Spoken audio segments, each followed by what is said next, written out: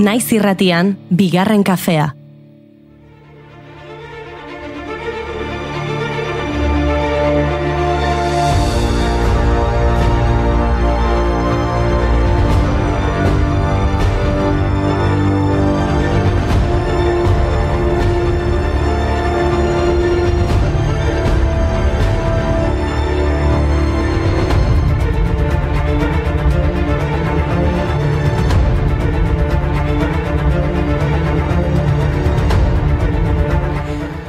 Egunon guztioi, iritsi da ostirala eta iritsi da batzuentzako urteko egunik garrantzitsuena.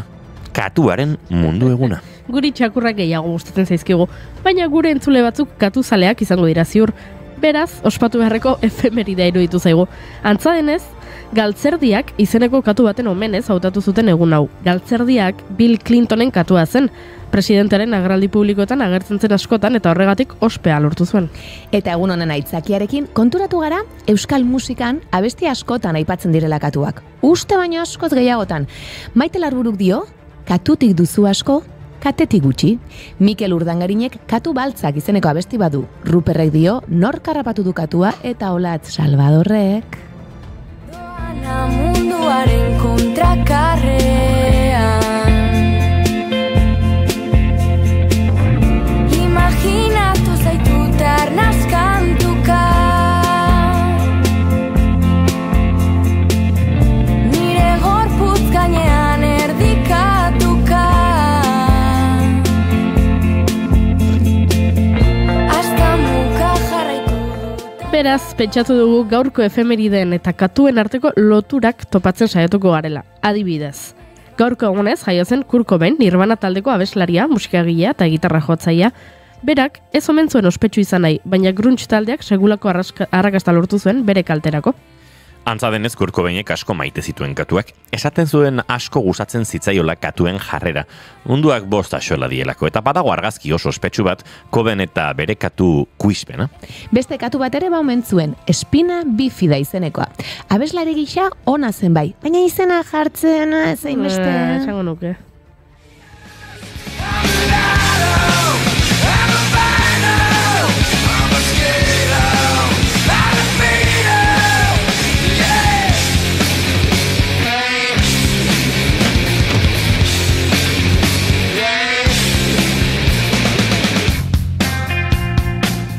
Hemen beste lotura bitxi bat. Badakizu adopzio etxeetan oso ohikoa dela Cindy Crawford izeneko katuak topatzea. Animaliak babesteko erakundeetara izenik gabeko katu asko iristen dira, eta izene jarri bartzaile. Bada, katuak aurpegian oreztaren bat badu, Cindy Crawford izena jartzen diote. Izan ere, Cindy Crawford modeloaren ezaugarrietako bat Espainiaren gainean duen orbana da. 1980ko eta 1990ko hamarkadetan supermodelo ezagunenetako bat izan zen, eta presentzia izugarria izan zuen aldizkarien azaletan eta moda kanpainetan. Gero antzezpen eta negozioetara edatu zuen bere ibilbidea. Gaurko egunez jaio zen Cindy Crawford 76an. Bideoklip askotan agertzen da. George Michaelen Freedom 90 famatuan. Jon Bon Joviren maitalearen papera egin zuen Please Come Home for Christmas 1984ko bideoan. Duran Duranen Girl Panic bideoan eta baita Taylor Swiften Bad Blood bideoklip ospetsuan ere.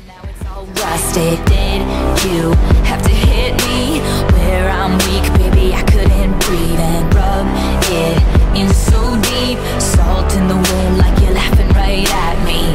Oh, it's so sad to think about the good times, you and I. 'Cause baby, now we got bad blood. You know it used to be mad love. So take a look what you've done. 'Cause baby, now we got Rihannak ere asko maite omen ditu katuak.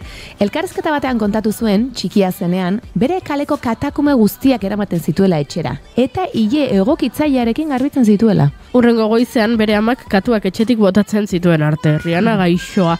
Beti katuak salbatzen, baina katurik ez betirako. Gaurko egunez jaio zen Rihanna Barbadoseko abeslari, aktoren, modelo, enpresa buru eta diseinatzailea. 2005ean kaleratu zuen bere lehen diskoa Music of the Sun, eta ordutik sekulako arrakasta izan du. Zorionak, Rihanna, 10 urte bete dira bere azken diskoa argitaratu zuenetik. Anti eta azaleak oraindik zai daude, ea horrengo diskoa iritsiko den.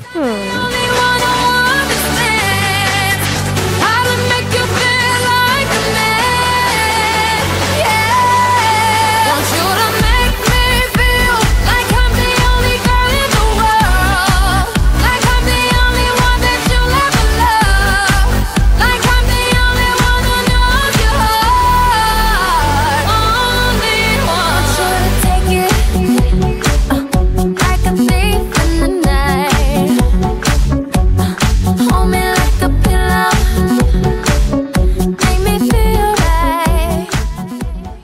Ba, ez dakit katurik zuen ala ez, baina Gloria Vanderbilt artistak badu Splect Cat izeneko artelan bat. Balio du lotura gisa. Bueno, bai, kontu hori izan da gaurko egunez, jaio zela Gloria Laura Vanderbilt. Estatu batuar artista, idazle, aktore eta moda diseinatzailea. Vanderbilt familiaren dinastiakoa eta Anderson Cooper kazetariaren ama. Vanderbiltarrek ondo ezagutzen duten New Yorkeko Metropolitan Museum of Art museoa. Gaurko egunez, inauguratu zuten 1872an. Museoaren bildumak mundu osoko 2 milioi artela baino gehiago barne hartzen ditu. Antzinako Grezia eta Txipreko aretoetan ikus daitezkeen antzinaroko altxorretatik hasi eta Europako ia maisu guztien margo eta eskulturetara hedatzen da.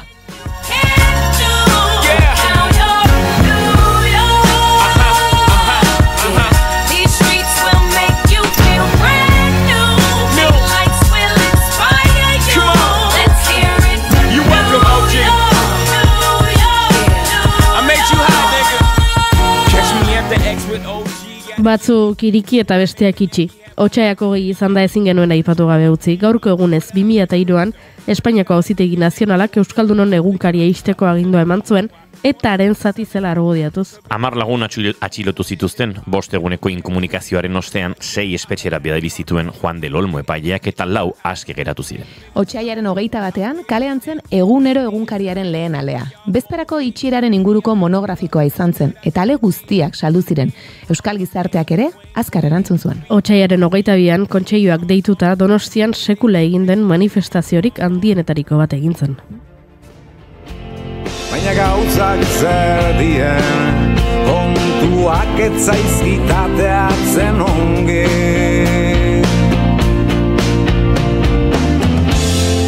Hori suertia, nunaikuak dien oiena.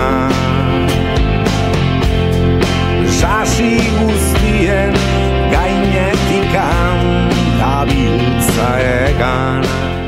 Hala ere gauzat esan barrizut Goiuri, efemeride horrek ez du katuekin loturarik. Txen. A ber, Badu, entzun. Bai? Eusebio Saunamuno idazleak egin egunkarian idazten zuen, ezta? Bai. Eta Euskaldunon egunkariaren sorkuntzan esku hartu zuen. Pentsa horien ekinik. Bertan, artikuluak idatzi zituen. Aha.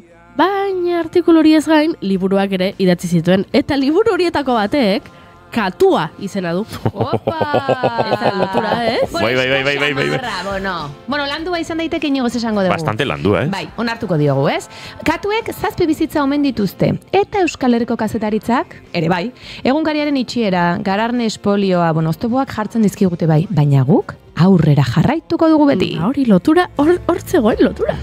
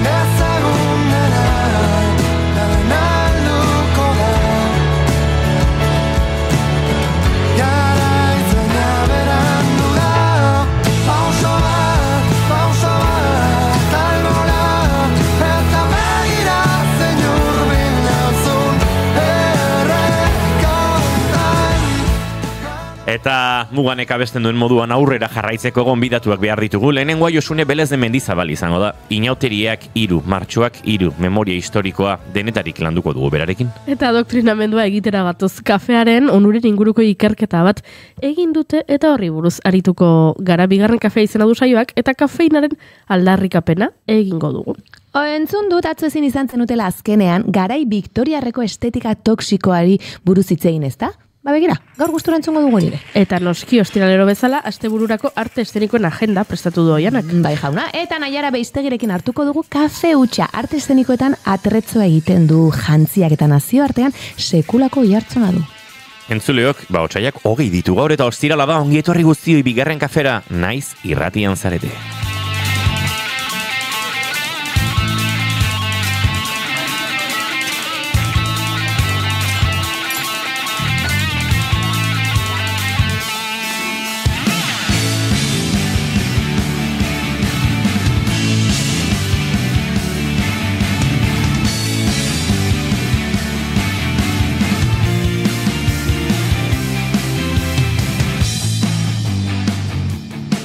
Zuekin entzuleo gure dantzaria, gure aktorea, gure Donostiako kaletan barrena biziletan Audrey Hepburn bailitzan dabilen emakumea. Oiana Maritorenak egunon! Zuekin, Jaun Andreo, gaur lehenengoz dantza zuetik egin duen emakumea, mukiak eta belarriak tapatuta, baina bizirik inauterien bueltan mundua salbatzetik. Goiuri ez eizarandi egunon! Eta atretzoarekin, koreografia. Izugarrezkoa izan da, nik uste gaurko zenbakia. Bai, gaurko puntuazioak altua behar duela izan. Egunon, Goiuri? Egunon.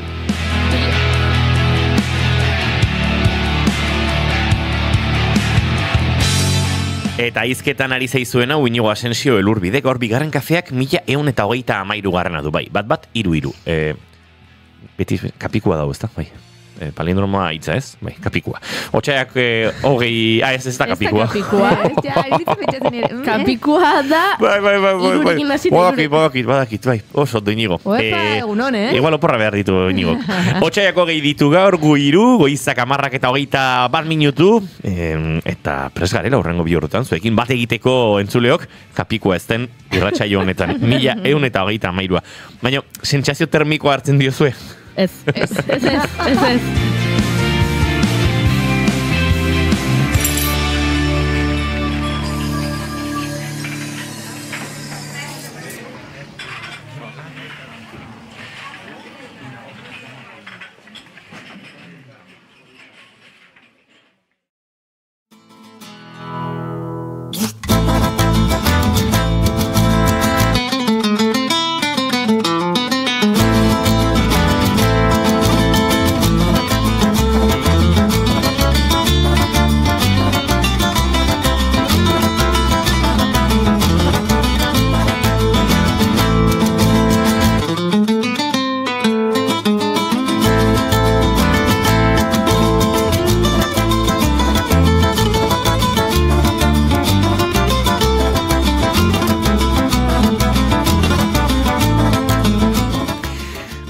Gironetan eta Laster entrevista akustikoetan, elkarrezketa akustikoetan izateko asmoarekin, Peio Uribe Etxebarriak gurean izan zen gainera Nilekin Sara Alonsoren bidelagun, gitarra jole da Nilen, baina Peio Uribe Etxebarriak kaleratu du, Basabe proiektuarekin, kantu berria Suga Gorri aurretik, Belartxar, Segak eta Albokak kaleratuta. Gitarra klasikoarekin, tromboiarekin eta kontrabaxuarekin, hola bidoi erdoildu baten sua egin, eta haren inguruan bideoklip ederra zabalduta gainera. Eta hemen, bai, ez da egite hijito musikaren koloreak, flamenkoaren koloreak, eta trebetasun virtuoso xamarrarekin, Basaberen azkena.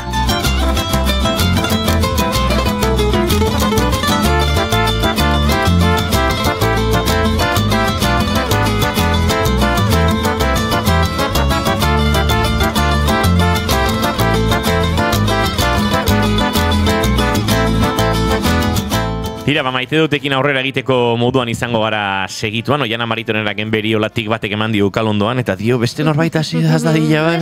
Tira, txatari begira jarriko naiz, Oiana, da pentsatu bitartean, Egunon dio gorka kafezaleok, Oiana eta Goiuri ez ezik. Hori da. Egunon guri bai, baino kafeatze gu. Hori da, Oiana eta Goiuriri izan ezik, kafezaleok, egunon bai. Bai, egunon, hemen nago, musu asko dio Dita Brokosek, bestein bate musu bueltan. Haupa Joara Izpurua, el jefe, zuena eta nerea. Hala, katuaren eguna gaur. Tailerren katuak egoten dira. Bai. Ze ondo, zuk lantokian horrela katuak edukitza. Aukera hori ez da? Nei sustuderak ematen dizkiate almazenean, Katuek? Bai. Zen batean igual sartu dira, Eta han egoten dira, aurrengo gunean norbait iritsi arte. Edo sartu dira teiatuko zulotxoren batetik, eta bapatean, bakarrik zaudean zerbait hartzen mikrofonoren bat, gauzaren bat, eta bapatean, susto, bai. Baina, tira. Nire maite dut da horreko iganden oporretako bidai hartu nula Torremolinos, ze ona, hombre. Gorka barkatu, Torremolinosek pegatzen dizu 1001. 1001. Nere bizitzan jaso nuen lehenengo postala Torremolinosetik izan zen. Benetan? Bai? Eta torrentek bializizun. Ez, lagun batek bidaliziten. Begira, Hola, polita. aurretik agian, familia osoari eskenitako postalen bat edo iritsiko zen, baina Goiuriri idatzita horrelako lehenengo postala Torremolinosetik lagun batek bidalizien. Eta gainera, jartzen lagunak, ez esan inorri bidali dizu dela. Bai! Hala, kontatu dut.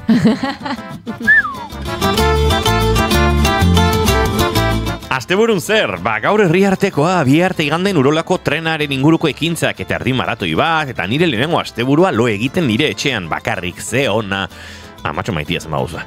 Nekane altzelaik dio egun ostiralon puntuazioa 50 gaur dantzan. Goiuri total. Goiuri tope gaur. Ze ondo. Oiana ona inigo afeitatu berri oso ondo dago. Nik ez daukaten garbi Gorka, egunak luze egiten ari zaizkit nire bizarra berreskuratu bitartean, baina inauteriak merezi du hau eta gehiago, eta horri Oskarson eta Rafa Gorrotxategiren disfrazek, bizarrarekin ez zuten bat egiten. Baina, ostra, espentsa egoizetan oraindik komunera joan, eta... Uepa, nor da hau? Ez ezina tipo hau, ez? Bai, katuarekin bezala sustu hartzen dut. Indiokarrek diogu, non gaztiak, ez gatiak, ez dakit katuekin jokua egin nahi izan duen edo ez. Ez dut maite, edizun maite, urfugak iesak zeze, bi egun dara matzagura atxikatzen, ai ama, ze pasada obradorean urretik ura sartzen hasi zitzaigun. Baina beno, erdi konponduta. Bueno, Animo ba. Posten gara, beste lorrengo batean lehentxeago abisatuta joango gara, uzolanean orura ateratzea, lasai. Bestela nik piraguara mango dut indioker. Tira, gure maite duten tarteak ere hasi beharko du, hemendik animoak ematen dizkiote indiokerri, baina oian azuri denborara eman dizugu, maite duta pentsatzeko, espero dut. Bai. Ez, gaur katuaren mundu eguna dela esan dugu, eta nik egia da, sarreran Goiurik esan duen bezala, normalean edo beti nahiago izan ditut, txakurrak edo nik uste dut katuek errespetu pixkat eman didatela, beti hor, hola gorputzarekin egiten zutenean, edo irudi horrek beti urduri jartzen induen. Baina nire bizitzan topo egin dut katuak zituen jendearekin, eta pertsona batekin, bere katuarekin harreman handia izan nuen, eta zoritxarrez bere katua etzegoen oso ondo, eta azkenean sakrifikatu egin behar izan zuen, eta oso gogorra izan zen pertsona honentzat, eta nik ere katutxo hori maite nuen, eta naizta bere arazoak eta bazituen, izaera aldetiko lanaiko oldarkorra zen batzuetan, baina oso maitagarria zen, eta katutxo horri eta katutxo horren jabeari eskaini nahi diot gaurko maite duta. Zeregin baneki nekez iraun bihotzik ez denean nik gandira bihotzetik denean portuko negu tankera baitu sentitzen dudan honek gertu zein urrun ikusten ditut odei ertzenak oker odei ertzenak oker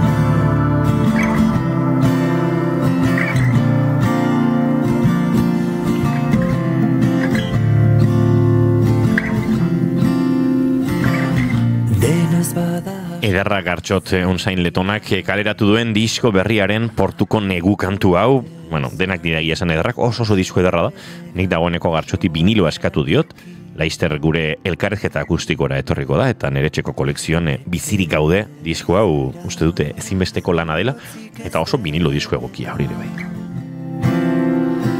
Nik gandira bihotzetik denean portuko negu tankera baitu sentitzen dudan honek. Goiuri izin da zure maite duta? Begira, nere maite duta, hasieran pentsatu dut ez nekiela kontatu edo ez, zaian tontakeria bat irudituko zaizue, baina gero erabaki dut kontatzea. Aurrekoan eduki nuen elkarrizketa oso polit bat lagun batekin, berak bi ume dauzka, eta ez du ume gehiago eduki nahi. birekin, familia osatuta duela sentitzen du, eta bueno, baira erabaki du, behintzat, bere erabakiari dagokionez, ez dituela gehiago edukiko, eta jada ez dela gehiago haurdun egongo.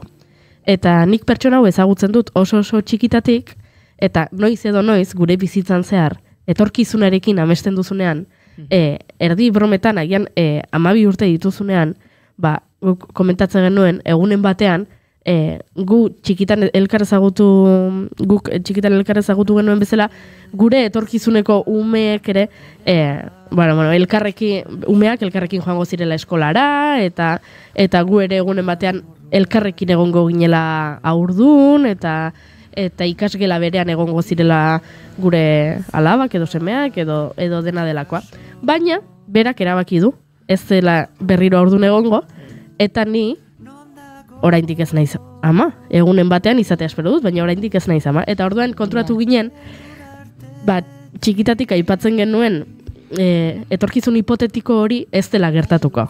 Nere etorkizuneko umea aurra eta berak jada existitzen diren bere aurrak ez direla ikasgela berela joango, ez dira adin berekoak, ez garela elkarrekin egongo, ez dugulako gure haurdunaldiek ez dutela bate egingo, eta horregatik esaten nuen, aian tontakeria bat irudituko gaitza izo, baina konbertsazioa eduki genuen, etorkizun hipotetiko horri agur esan behar geniola, ze jada badakigu ez dela gertatuko, eta batetik iruditu zitzaidan konbertsazioa politia ez, pixka bat tontakeriatik hasita edo txantxetik hasita, baino politia, eta aizu une hori nere maite duta. Ze ona. Polita. Izan ginenan mamua.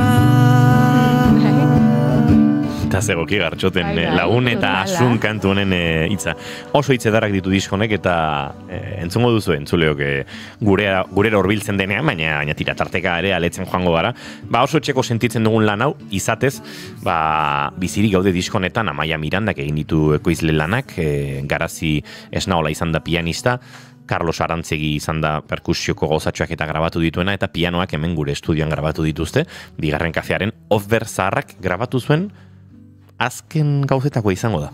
Horrezkatu genuelako, eta tira orain Imalo González Gurrutxagaren eskutan dago piano hori, behintzat gertu daukago. Honen batean nostalgiko jarriko bagina, hurbilduko ginateke, bertaran mikro batzuekin grabatzera, baina hori diskoa oso txeko sentitzen dugu, doelako Bigarren Kafetik ere zer. Asko.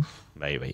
Eta nik maite dutea kontartu beharko dizuet, eta nire maite duta da, batetik Aixak ateratzen dituen zarata horiek, entzuten direla gure uinetatik, ez, polita? Entzuten dira baiet? Bai, entzuten dira. Entzuleok, aizue, polita da, gure laborategian gauza asko gertatzen dira, eta hoien artean, hortxe daukagu, ume bat jolasean. Bai. Eta nire maite duta da, batetik xuxia maite dut, baina bestetik xuxia faltzera gonbidatzen zaituztenean, eta ez duzunean gogoratzen, zergatik gonbidatu behar zintuzten. Bai, atzo, sushi jantzera. Plazeragatik izan daiteke, edo... Zenba denbora sushi jangabe. Bai? Buah. Zenba denbora. Igual niretzako 3 asteia da. Atzo Janire Erantzaberekin hemen entsaiatzen aritu ginen, datorren larun batean, hilaren 28an Euskalduna Jauregian Saharari kantari izango dugulako, eta bertan postal koleksionistak proiektuarekin eta nun jantzen duten sushia. Kantatzea egokituko zait, eta Janire izan nahi zu, Janire 28an panik bazua, bestuko duzu nirekin, eta aritu ginen entsaiatzen. Eta, gero sushia falduko du. Eta bera gonbidatu nindun, eta uste dut, buruan daukat esan zidala, nik gonbidatuko zaitu sushia faltzera, genez gogoratzen zerratik zen. Tenion galdetu ere. Osondo. Bera gonbidatu nindun gainera. Sushia faldu nonatzen eta gonbidatuta gainera. Eta gustora ibili ginen. Goiuri jakin nahi du non eta nola etzen. Koinobori faldu genuen. Osteguneta sushia dago? Goiuri, meitia. Bai. Non bizi zara? Ez dakit. Bai. Ostegunetan, gauetan, badago Goinoborin sushia. Gaur ere egongo da. Gaur sushia. Gaur ere egongo da, bai. Eta entxafalde genuen, mano a mano, eta hartoko patxoa pare bat, eta zea sushi goxoa. Esan oso sushi hona dago Tolosako Koinobori jatetxean. Bai. Oian egunen batean, joaten garen, xuxi pixka bat afaltzera. Baina guardian ez dute, ez? Esan nahi duzu dolako. Larun bat eguerditan bai. Baina astean zeharrez. Osango nuke, bai, ostirale guardiarekin daukat zalantza, baina... Dut behin galdetu nuela, okerrezpanagota ez esan ziatela. Bai, izan daiteke. Aizue, zer esango dizuet, segituan Josune Belez de Mendizabalekin ariko garela, gurean dagoelako. Gazteiztik zuzenean bere zutabeari heltzeko. 15 legez, soinuak ekartzen dizkigu Josune Belez de Mendizabalek, eta abiatzeko, euriaren soinua izango da gaurko lehenengo soinua.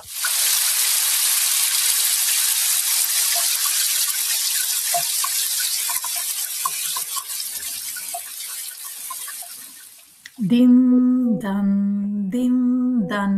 euri tanta, din dan, euri tanta, kalean, kalean edo ezakite, letrak horrela dioen, baina meteorologiak bai badio, azken asteetan kalean ez ezik, errepideetan, mendietan, urtegietan, gainezka egin dute hainbat ibaiek eta zeruari begira erregu eskatu dute zenbait tokitan euria egiteari usteko arren.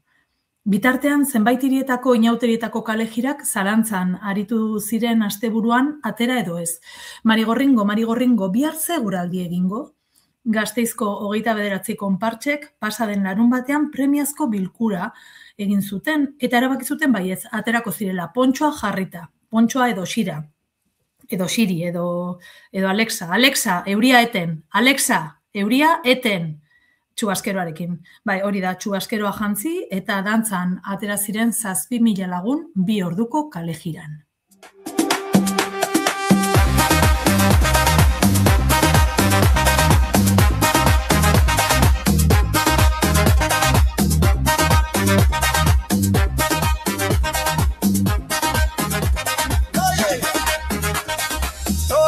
Que piense que la vida es desigual, tiene que saber que no es así, que la vida es una hermosura. Bai, hermosura bai, baina erreala bezain gordina ere bada bizia eta inauterietan egon arren doinu guztiak ez dira igualak.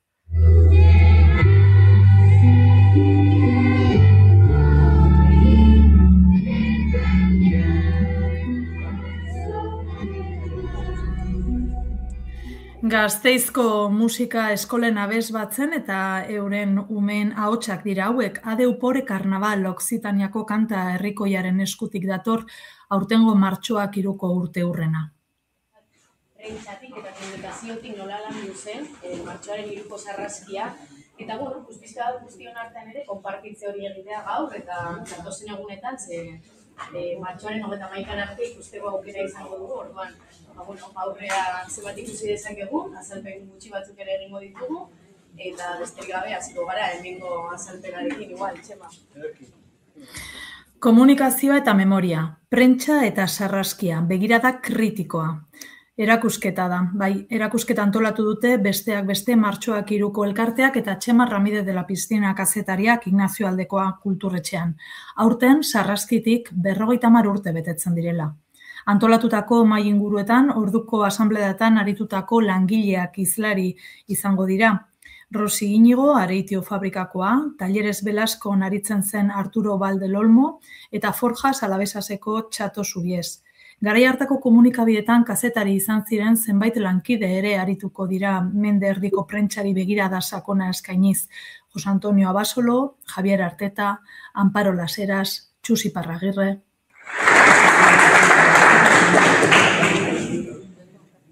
Eta ez da ez, Gazteizek asteon jaso duen inaugurazio bakarra, mende erdia bete da 5 langile erail zituztenetik Zaramaga auzoko elizan. Gazteizek ez du ahazten.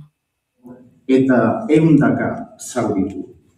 Ez zuen gertatu behar izan eta gertatu zen.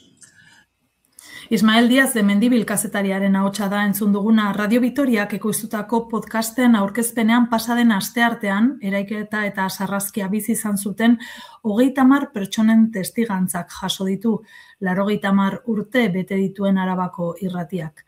Batzuk harrigarriak eta ezustekoak, Rodolfo Martín Villa garaiko gobernazio ministroa zenarenak bezala. Beste ahotsak ere badira, gure belarriak ohituagoak daudenak entzutera. Luis Llaken hitzak dira eta ereserki bilakatu zen kanta hura, kanta hau.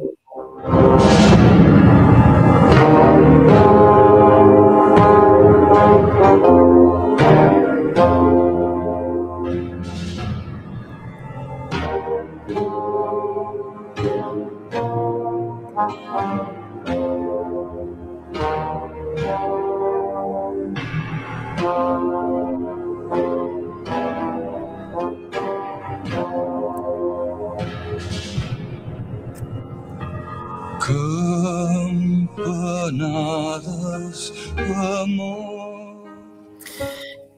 Gasteizek ezin du ahaztu. Justizia eta memoria dira urtero legez aldarriak, eta data hauetan zeruari begira oihu ere egiten diogu, bihotza hunkituta. La clase trabajadora de todo el Estado, pero particularmente, desde luego, a la clase trabajadora de Vitoria-Gasteiz. Fue una experiencia inolvidable, que se venía preparando de años porque el franquismo ya no se podía soportar más. En Vitoria se había organizado la Coordinadora Obrera de Vitoria en el año 74, que pude participar en la primera, era un joven que me acababan de despedir por pedir taquillas en una industria de la química, sobre todo de trabajadoras. Eloi Baldel Olmoren hitzak dira hauek. Musika zauriak arintzeko, hitzak gertatutakoa ez ahazteko, hauexek barruko taupadak gaurko eta azken 50 urteetako barruko soinuak. Ahots batek orde aldezake, hamaika ahotsen indarra, kanta batek askaldezake, urtetan gordetako mina, azaldu aldaitezke. Bost bihotzen zauriak, memoria taupadatan.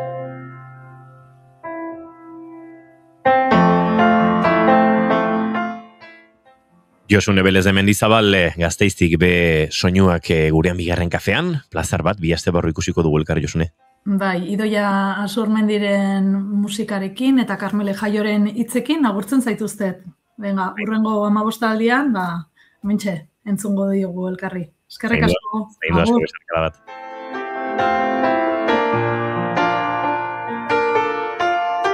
Herriak bihurtuan lezake, bala baten hotxarrot, martxokotza gure ahots. Berunezko oroitzapenetan, odoltanten orbanetan, ere inalaitezke urrezko hasiak, elkartasun ariak, argia dakaten iragana. Kanpaio txakira hartzen bizitza, bost taupada gaur 11 dira.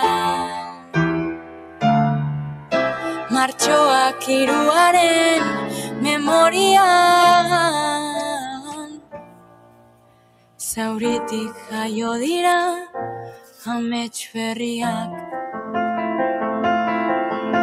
Herritik jaio dira amets berriak, amets berriak.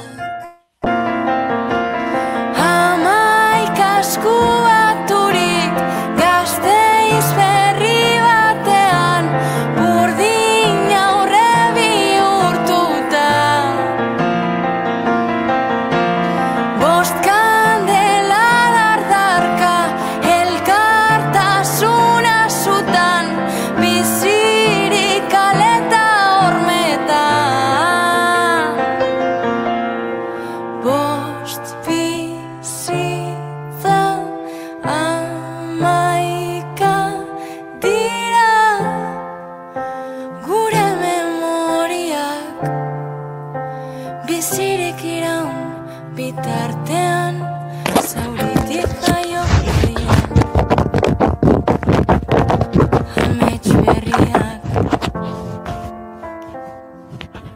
Amets berriak Idoia Surmendi eta Karmele Jaio, martxoak 3 buruzko kantu hau eta guke aurrera egingo dugu. Segituan entzuleok hementxe bigarren kafea zuekin hartzen jarraitzeko.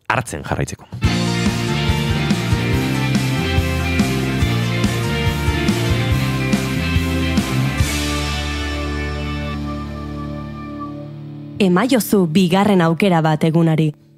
Naiz irratian, bigarren kafea.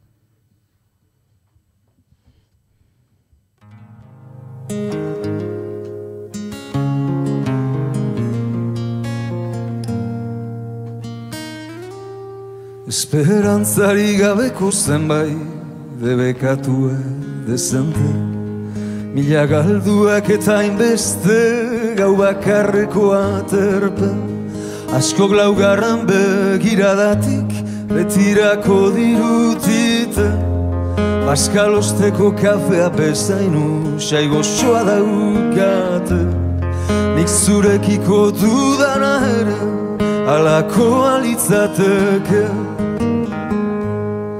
nire bizitza laburra baina zein desberdina izan da, zu ezagutu aurretik. Irantzuleok, Xabi Arrieta gurean dugu, hain zuzen ere atzo zin egin genizuen eta gaur nolabait beteko dugun promesa hori gurera ekartzeko. Kafearen onuren inguruan hitz egin behar dizuegu eta hortarako gurean da Xabi Arrieta. Egunon, Xabi? Egunon, bai. Tira, konta eguzu, uste dute niri poza handi emango didazula eta Goiurita Oianari kezka akaso piztu. Ez.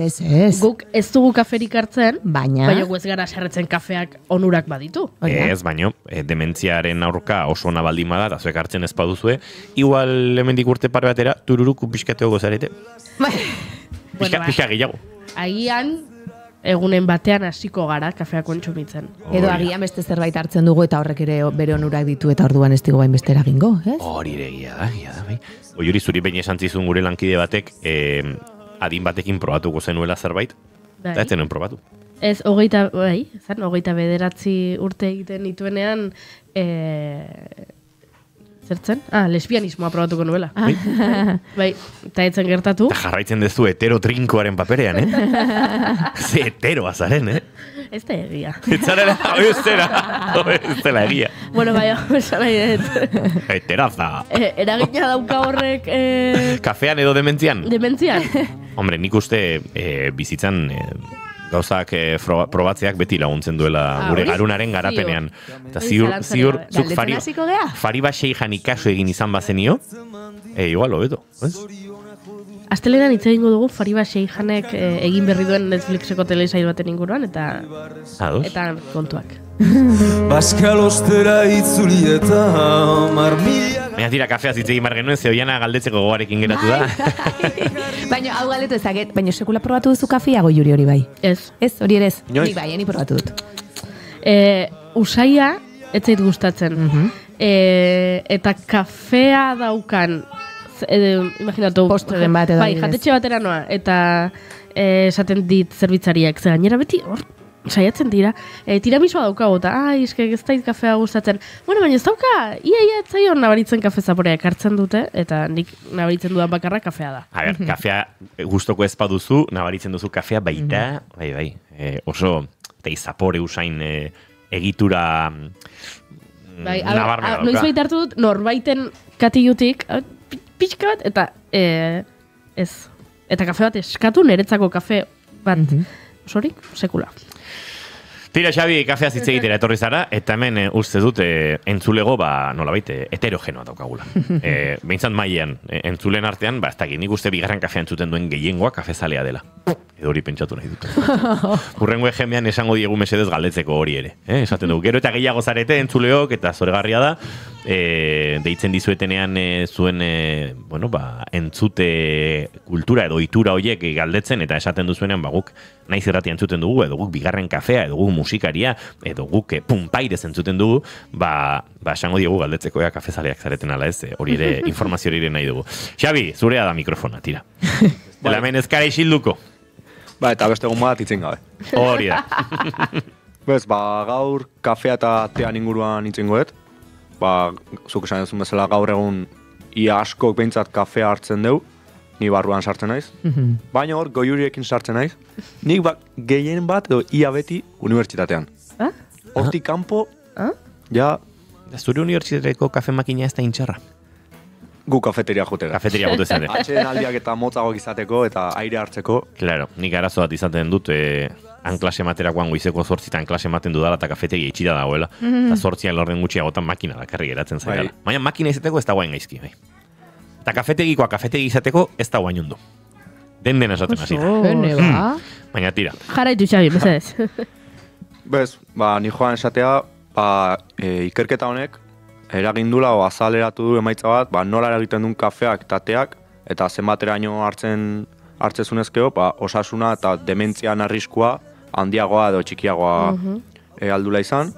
Eta ikerketa hau azaleratu du JAMA medikuntza aldizkariak, ingelese The Journal of American Medical Association, eta ikerketa honek, esateu, kafe edo te kontsumeak dementzia arriskua eta kognizioan duen lotura ozeindan eta zenbateko galera izan dezaken. Beraz, hemen lehenengo azpimarra egin bar dugu, kafea soilik ez, teak eta teinak ere badute. Eta kafeina eta bebida energetika eta bezala ezagutzean, koiek bai kontuan hartu behar diala, baina neurri gutxiago baten. Ez dala kafea bakarrik.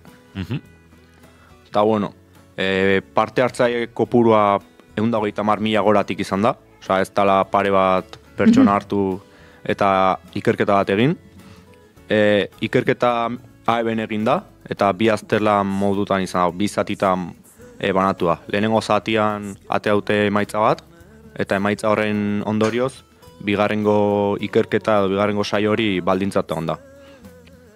Sartu naiz, ikusiet informea, eta sartu naiz ze baldintza behar zian aztertua izateko, eta aber norbait kanpoan gehatzea badaon. Eta baldintza bakarra izan da, 1980 eta 2023 tartean ikerketa egin ahal izateko, ez zenuela auki behar ez minbiziarik, ez Parkinsonik, ez da dementziaik.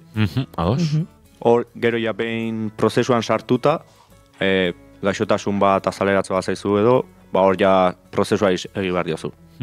Ados. Eta emaitzai behidatu eta nahiko harrituta gatu nahi, nik behintzat beste emaitza batzuk espero nitun, eta dementzia, ni uste denoak igula, baina norbaitek ez balmaki edo beste hitz batekin ezagutze badu da, burmuinaren funtzioen narriadura progresiboa. Hitz gutxitan esan da, pentsamendua eta bizikalitatea motelduz jute zaizula, eta gaixotasun hauek egitea edo murritzeko gaur egun oso garrantzitsua dela.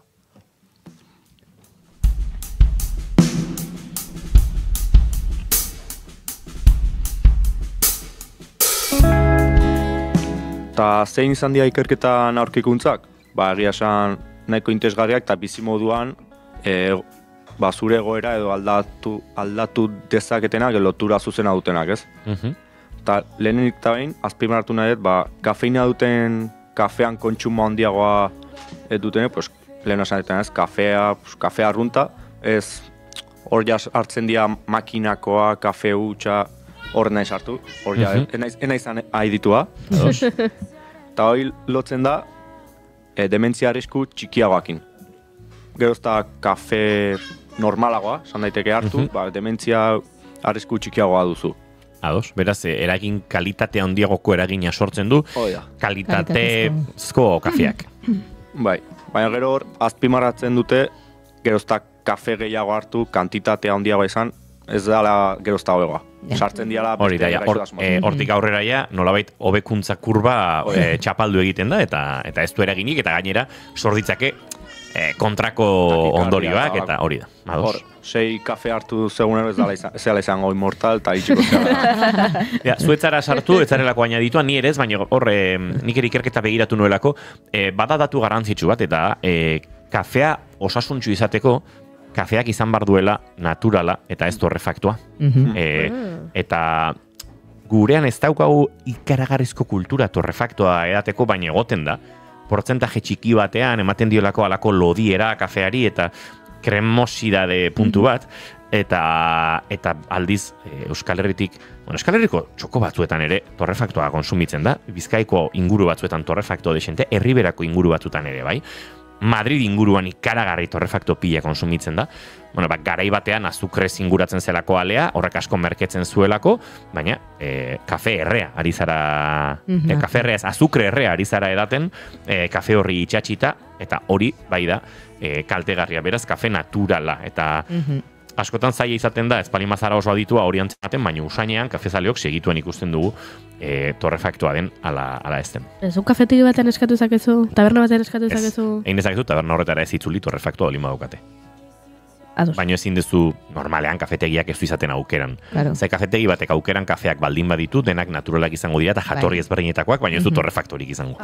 Baina torrefakto pixka bat nahasketan, uste baino ohikoa da, eta hori ez da hain erresantzen baten. Hori usainduta ere, oso usain berezia, oso usaimen gaitasun handia behar da, baina bai, horre eragina dauka. Bestalde, deskafeinatuarekin zer gertatzen da, Xabi?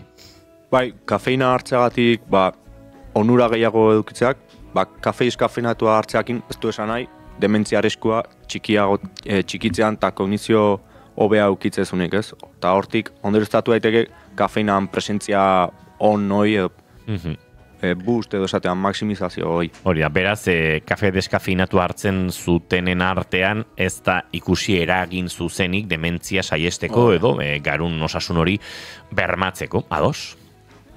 Eta hor, osasuna hor garrantzitsua eta ikerketan hasieran azpimarratzen dute emaitza guzti hauek ez diela ez beltzak, ez txuriak, ez? Beti daudela mix batzuk, beti daudela mix batzuk, non bat hartzeagatik ez dezun beste aukiko eta nahasketa horiek.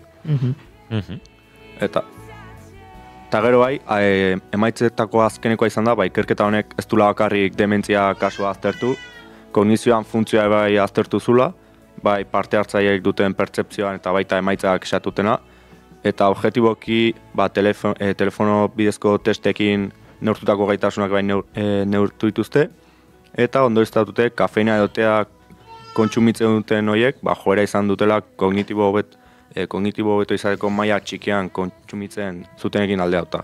Hor bai ondialet ezberdintasunak eta segun ze kafe o te o zen bateko hartu ezun, pertzeptzio ezberdina aukazu. Kontua da ikerketak ez duela zehazten kopuru bat. Ez da erresa hori. Ez da, kafe batekin eragina ez da inbeste, irurekin bezain beste, baina zortzirekin ere ez da irubider hori da.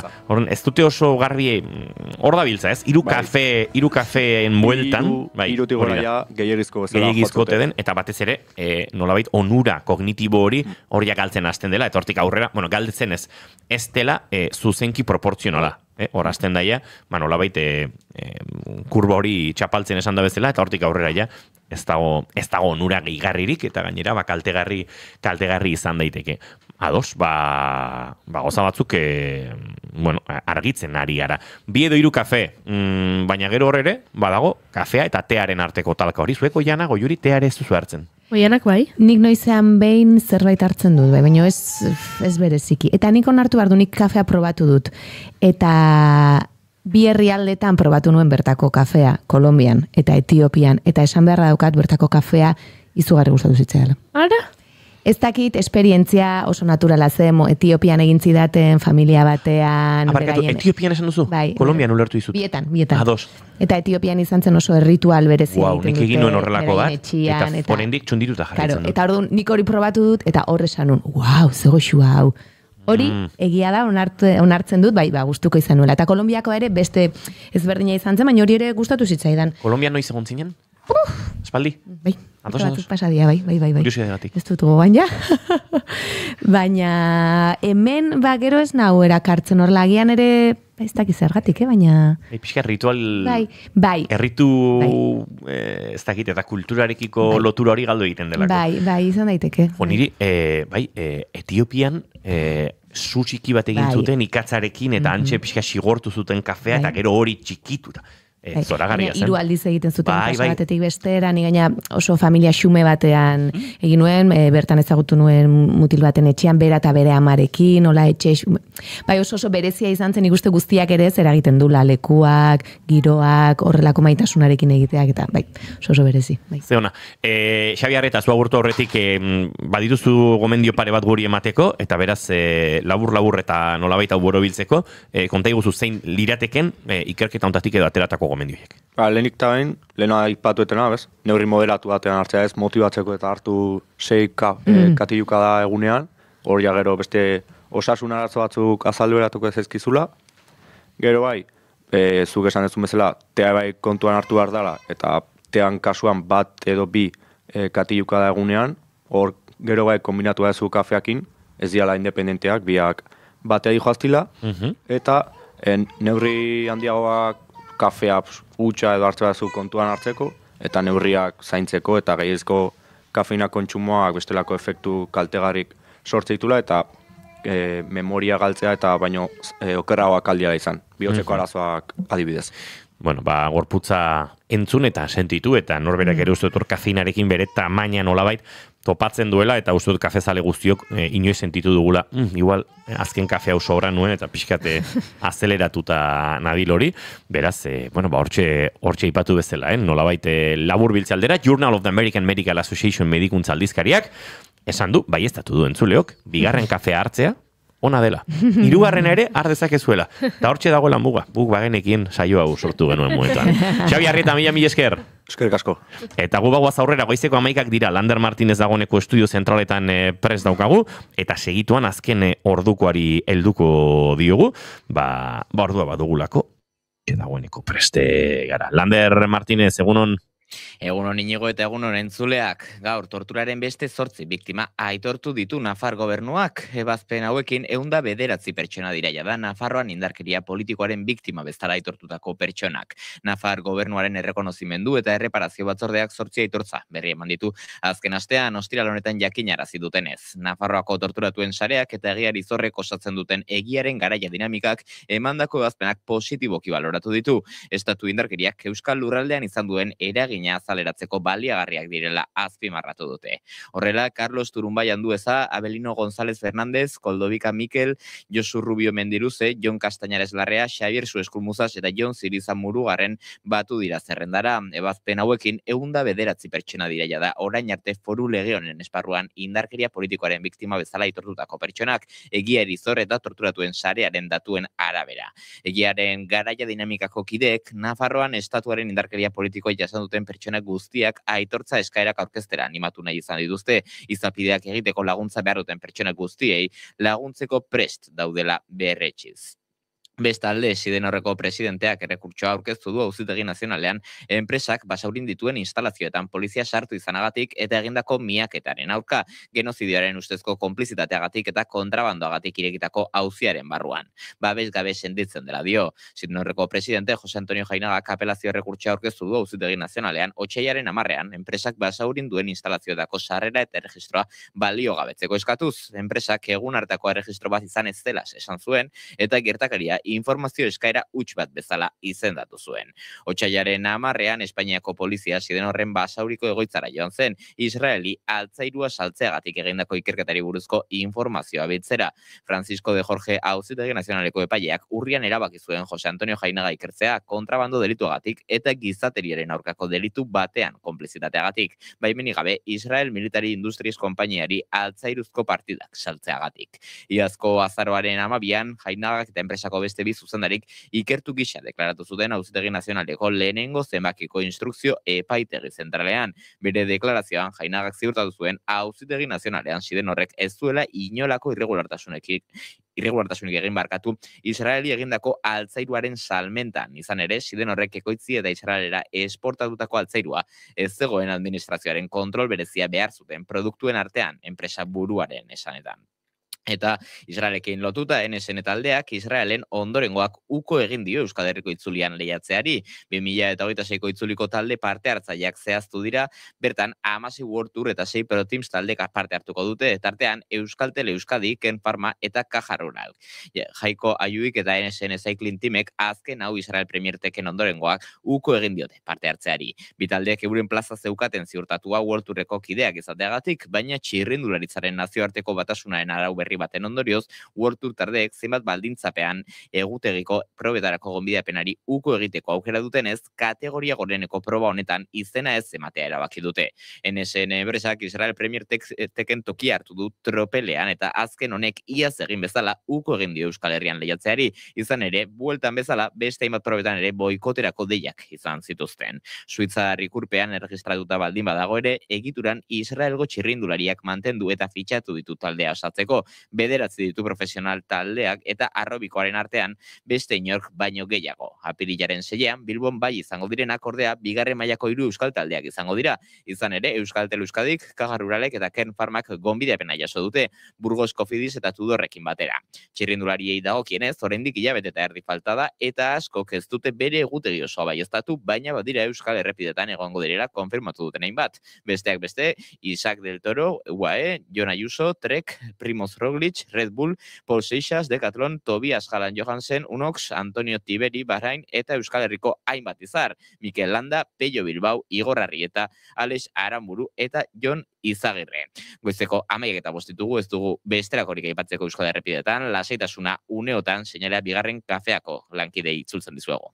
Eskerrik asko Lander, eta aurrera egingo dugu guk, tira bide batez hemen Euskal Herriko itzuli aipatzen ari zirela, atzo ere uste dut aipamena egin genuela, baina, uin hauetan, naiz irratiaren uinetan, zuzenean kontatuko dizuegu, Julen Goikoetxea eta biok, eta bestelako hainbat bide lagunek, eta tira, apirilaren 6tik 11 badagoeneko Lander Martinezek aipatu dituen izarroiek, eta espero dugu, beste batzuk ere, baieztatzen joango direla, emakumezkoen itzulia berriz, maiatzaren 16tik 18 izango da, oraindik bertarako konfirmaziorik ez dago, baina guk baiezta dizazuekegu, hemen ere, hori kontatuko dugula.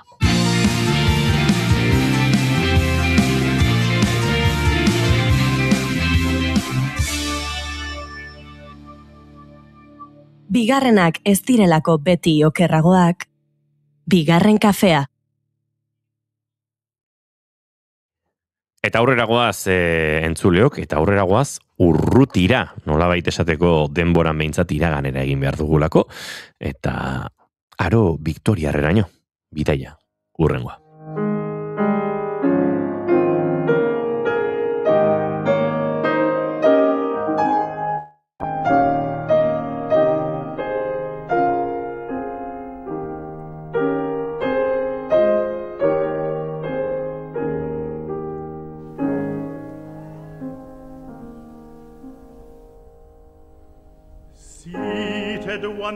Ene Iturbe, egunon?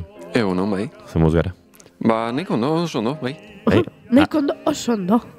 Bueno, hortartean, beraz. Eneko horrelako xea da, denboraren joanarekin hobetzen doa. Nahiko ondo esan duenetik, oso ondo joan denera, segundu berdi bat pasada, eta pentsa, hobekuntza gaitasun duen. Hori da. Victoriar garaira goazela esan dugu, atzo esan genuen, eta gaur ari gatzaile kontatzen gure entzulei. Baina tira, estetika metodo toksikoak, zer gertatzen da aro Victoriarrean? Azteko, noiz da aro Victoriarra? Bueno, aro Victoriarra, Victoria lehenaren erreginaren agindualdia da, erresuma batuan, hau dala, 1857tik 1900 batera, eta egia esan garaionek ezaka ezer berezirik. Dagoen berezitasun bat da industria garaia nola baite garatu zela erresuma batuan.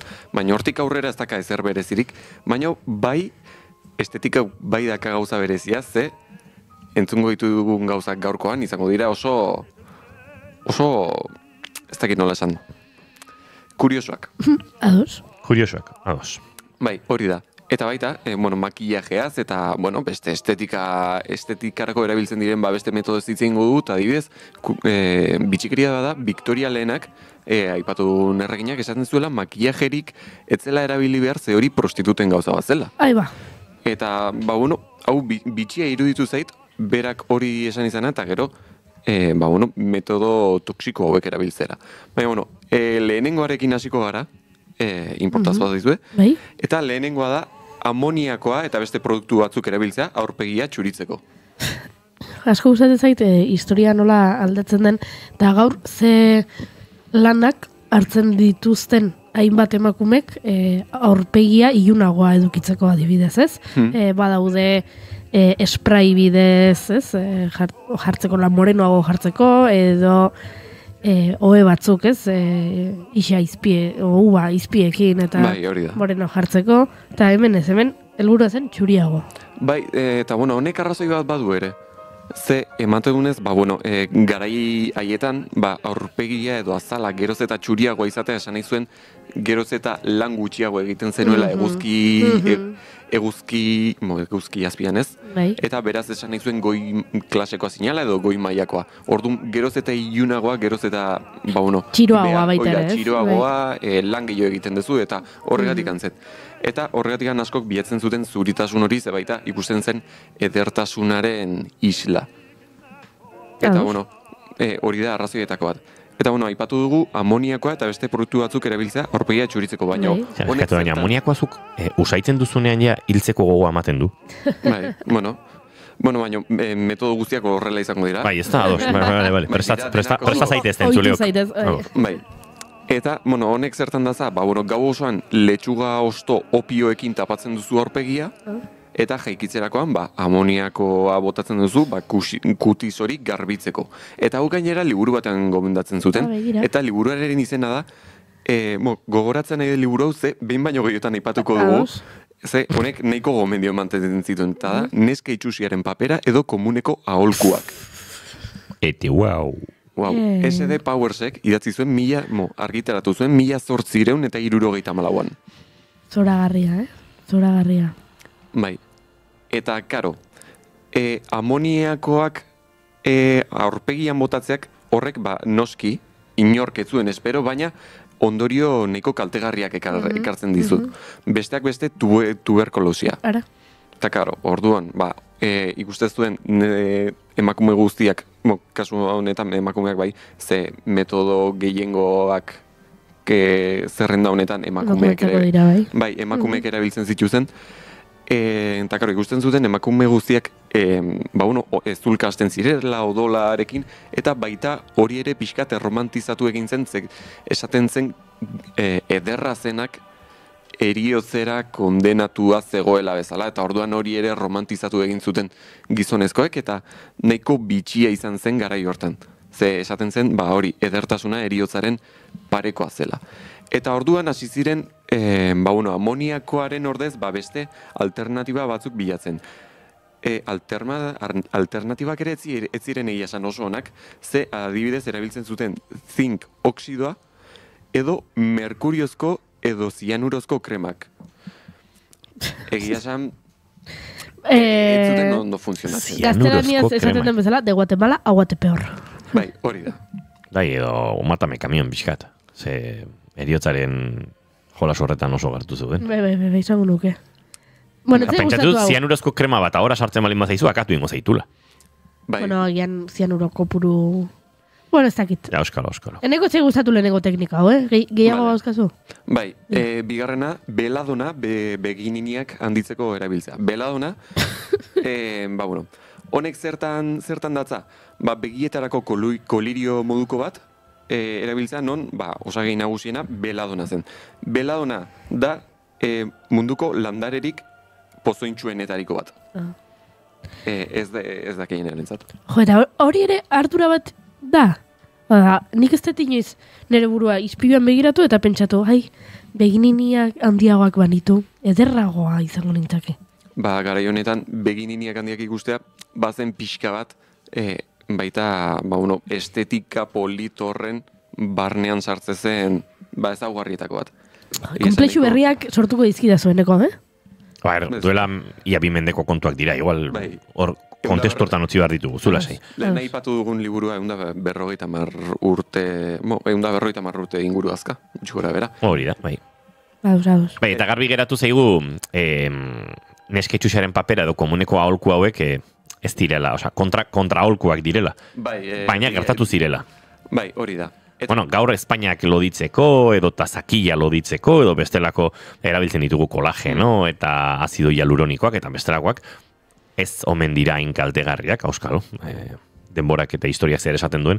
Eta ez dut den norbait egiten ariko 5. kafe sintetikoa duela hemendik 200 urtetara, eta pentsatzen, 21. mendearen hasieran jendeak jartzen zuen azido hialuronikoa Espainetan, eta zakiletan, eta onditzeko, eta uzkia txuritzen zuen, eta holako gauzak. Beraz, nik uste, epaiketa hori ere denborak egingo digula. Agian. Bai, eta niri kurioseritu zait, ze begiratzen aritu naiz eta beladonak esan nahi du emakume ederra. Eta ezakit kurioseritu zait, edertasunerako erabiltzen zen produktu batek, bere izenean emakume ederra izen eukitzea. Eta beladonak ze ondorio ekarri zituen, inorrek ez zuen espero, baino batzuk itxu geratzen ziren.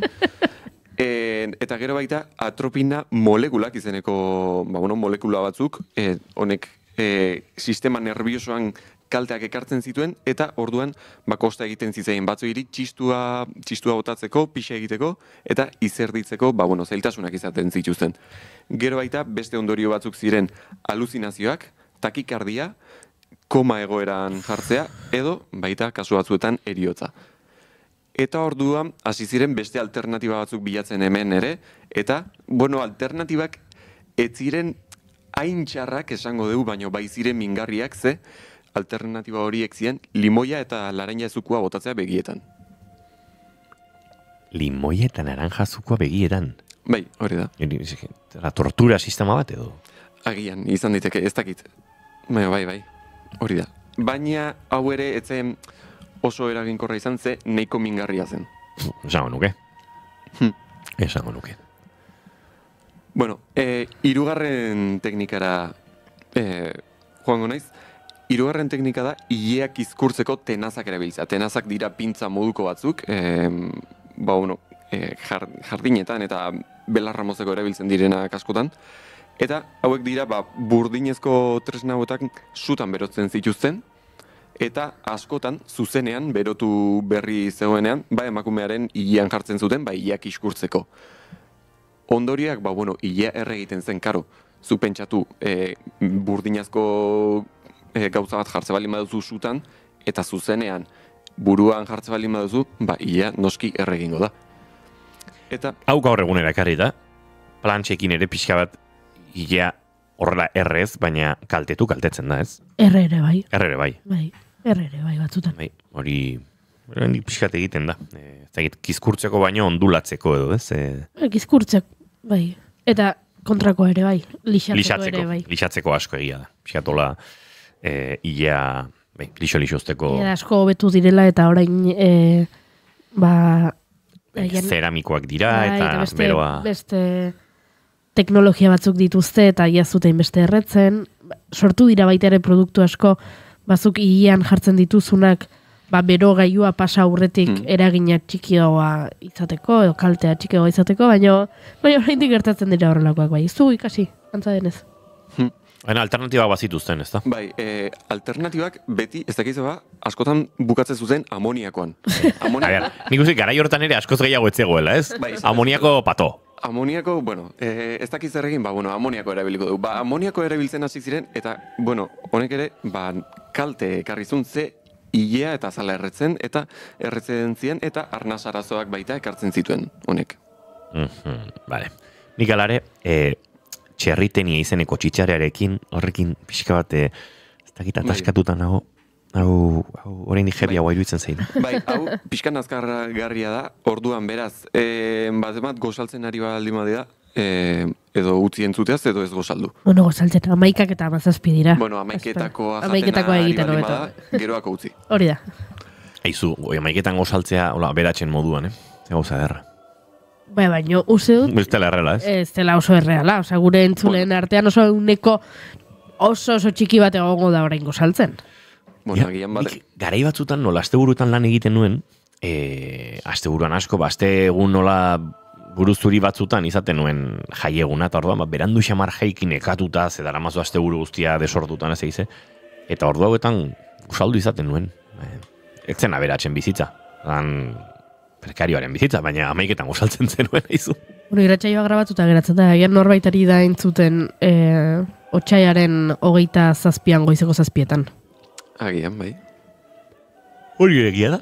Horixe, jarraitu eneko bezaz. Bueno, bai, txerritenia izeneko txitxare batean, oinarritutako dieta bat zuten, batzuk erabiltzen zuten, liraintasuna lortzeko. Lehen aipatu egun liburuan, berak gomendatzen zuen, adibidez, marrui batzuk gosaltzea, edo amaiketako ezala laranja erdi bat jatea, edo afaltzeko gerezia jatea, hori onuragarria zela dietarako. Baina, karo, irakurleentzat hauetzen nahikoa. Beraz, ze erabaki zuten, ikusi zuten teknika bat, zala txitxare hau bizirik jan, edo txitxare hau jaioaraziko zituen pilula batzuk hartzea. Eta beraz, pertsona hauek jaten zutena eliminatzen zuen txitxare honek tripa barruan. Karo, hemen arazoa zein da, behin gorputzak negezun liraintasuna hartzen duenean, txitxare hori kanporatu egin behar da. Eta txitxare hau konporatzea, nahiko zaila zen, egin behar zen botaka bidez, edo beste horrelako, edo beste pilula batzuk hartuz, eta... Amoniako pixkat, edarian, eta pota odatzen zenun. Ez, amoniakoak kasu honetan ez. Baina, hartu behar ziren, horrelako neurriak, baina, karo, pasatzen zen, txitxarea izugarri azten zela. Izugarri azten zela, eta egian ikiota hiltzen ziren asko. Entzule batek esan digu bera gozaltzen ari dela. Zetitzen dugu. Nik esan dut ez gozaltzeko. Bai. Ai, eneko, zenazka. Eta, eta batzutan txitxareak, nahiko luzeak izaten ziren, nahiko luze zen bada? 9 metro. Amatxo maitia. Ai.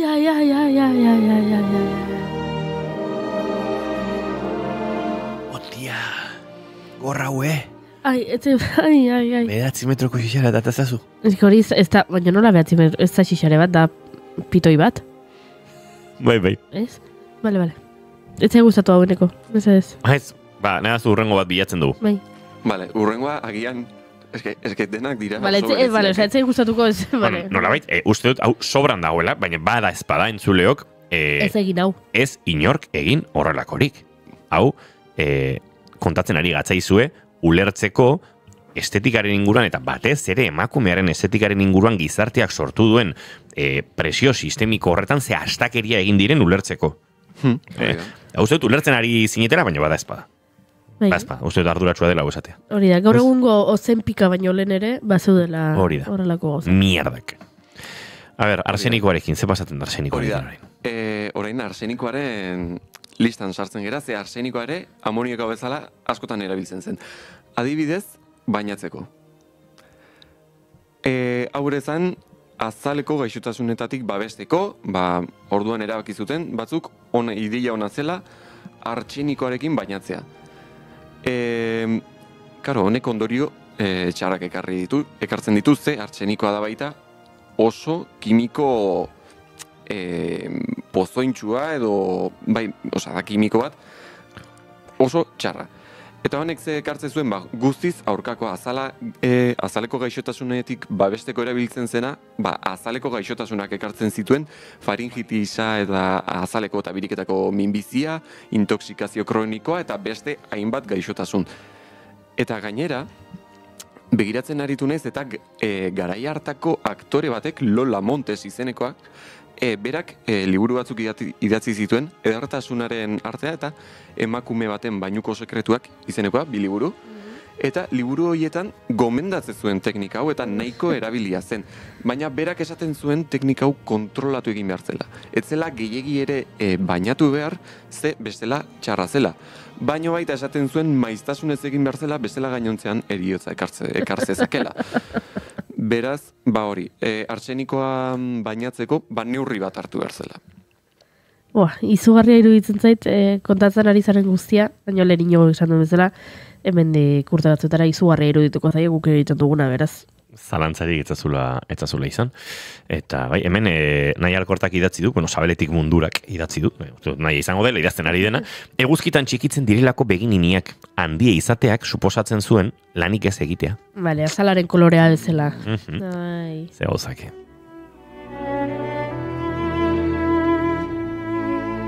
Ze pena, baina zuek, zuen inoiz begiratu eta pentsatu jogo, juri derragoa izango litzake begininien beste tamaina bat edukiko balu. Ni egia esan ez bainere fijatzen besteen begininiak handiak edo txikiak diren, Eskerrik asko. Ez da ni ere. Eta ni begi kolorean ere, horreixari nintzaizoen begira, baina begi marroi iluna dozkazu ez da? Bai, niri esan zidan, behin estatuatuar batek, beldurra ematen zietelan ere begiek, zehain ilunak dira, ezin ninduela ondo irakurri. Aha. Bai. Eta nik pentsatu nuen, esan nuen, hau hartuko dut, zerbait ona bezala. Misteriotxua naiz. Gero hemen dena kontatzen dut, baina misteriotxua naiz. Bale, bai. Markatuneko. Orain artxenikoarekin ere jarrituko dugu. Ze artxenikoa adibidez erabiltzen zen baita depilatzeko. Gara. Bazen krema bat, rus batu korum. Barkatu, edut kontatu depilatzaren inguruan gauza bat. Bai. Aste artean, inauteri hauetan, aste artean, ni disfrazatu nintzen Rafa txokolategiz. Rafa gorrotxategi, Tolosar konfitero eta txokolategiaren parodiate egiten, ez? Eta atera nuen, kanpingaz bat, kazu handi xamar bat, horren gainean albaino Maria, ez da gita euskeraz nola esaten den, baina urre lurrunarekin, txokolatea urtzeko sistematxo bat, barilla txiki bat, eta hor txokolate egiten ari nintzen. Gerturatuko ez itzaizkidan, 30 bat Andra galdezka ea depilatzekoa zen. Egia da baziru diela. Egia da. Horren esaten duzula?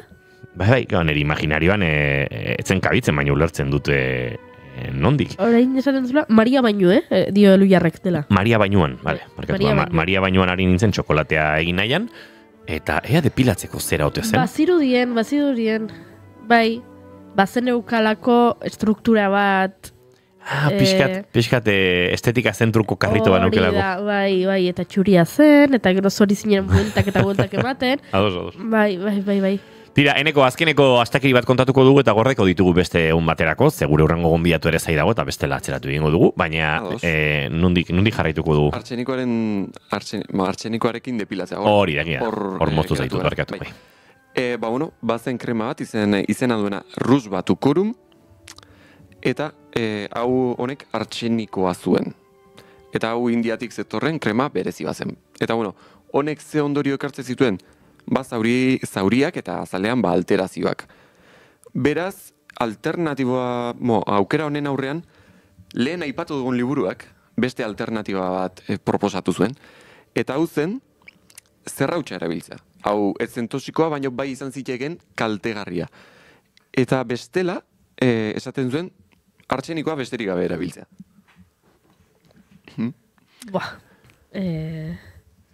Utzi nauzu hau bete hortz. Ez gara hartako emakumeak bezala, hainbeste artxeniko kontsumituta hortzak ere galduzko zituzten.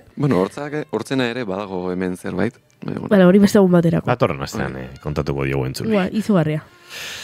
Eta hoeneko iturbe, ikarikako. Ez horretik. Zaindu. Berdin. 11:27 minutu entzuleok eta segituan kafe hutsa hartuko dugu, Naiara Beistegirekin.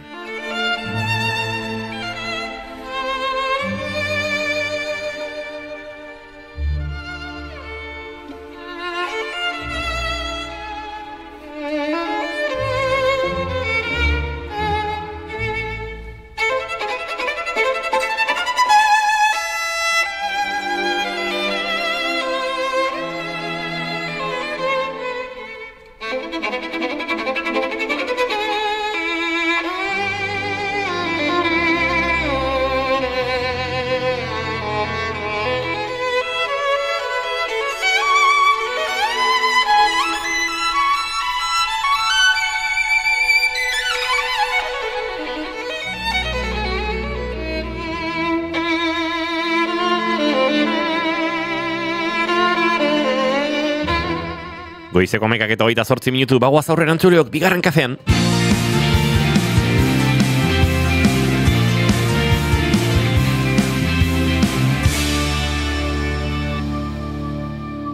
bigarrenak ez direlako beti okerragoak, bigarren kafea.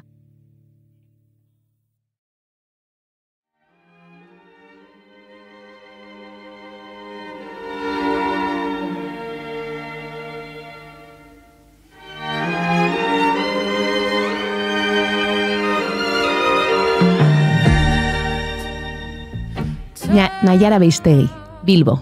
Atretzista, jantzitegi arduraduna. Badakigu ikuskizun baten atzean lan handia dagoela, eta askotan zenbaiten lana ahaztuta geratzen dela. Batzuetan euren lana ondo egitearen emaitza izan daiteke hori. Gure gonbidatuak noizbait horixe esan du bere lanari buruz. Nabaritzen ezpada, ondo egindako lanaren seinale. Atretzoan lanean aritzen da besteak beste. Oholtzan dauden objektuak sortu eta interpreten eskura jartzen. Bertan gertatzen denari bizia ematen. Baina Naiara ez da horretan bakarrik aritzen. Jantzitegian ere aditua da, eta jarraian bere ibilbidea gehiago ezagutuko dugu. Only have a couple minutes and already kind of feels like back on your sofa. Arte ederrak ikasi zituen Bilboko Euskal Herriko Unibertsitatean, eta bere ibilbide artistikoa mundu lirikoan hasi zuen Kanarietan, Amigos Canarios de la Operan, eta ondoren Oviedora joan zen bertako Kanpo Amor antzokiko ekipo teknikoan lan egitera. Bertan 4 urte eman zituen, eta lan hori burutzeaz gain, sastreriako zuzendaritza ere bere gain hartu zuen. Atzerrian ere asko lan egindakoa da, eta opera ezberdin asko ezagutu ditu. Flandesen 12 urte eman zituen bertako Blamse operan, maila handiko lanetan parte hartuaz. Garai hartan, figurinismoari bere eskultura gaitasunak batu zizkion, eta ordura arteko trajeri konplexuena sortu zuela esan dezakegu. Gaztelu trajea. Ordukoak dira Luxemburgo, Amberes edo Gantera hainbat egitasmoren buru aritzeko egindako bidaiak, eta horrela, Espainia eta Belgikaren artean ere lanean hasi zen. Already know it's no good for me. It's alright, think I'm fine with the side. Azken urteetan, hainbat proiekturen lantalde artistikoan aritu da. Madrilgo Zarzuelako, Luisa Fernanda, edota Policías y Ladronesen, La violación de Lucrecian, Donostiako Amabostaldiko Carmen lanean, H Teatroaren Marmarran, Bigoko Operako Ana Bolenan eta askoz gehiagotan. Azken honekin, 2025ean jantzitegi honenaren Talia saria jaso zuen. Joan den astera arte, buru-belarri aritu da Euskalduna Jauregian pasaden larun batean estreinatutako Maria Estuardo lanaren diseinuarekin.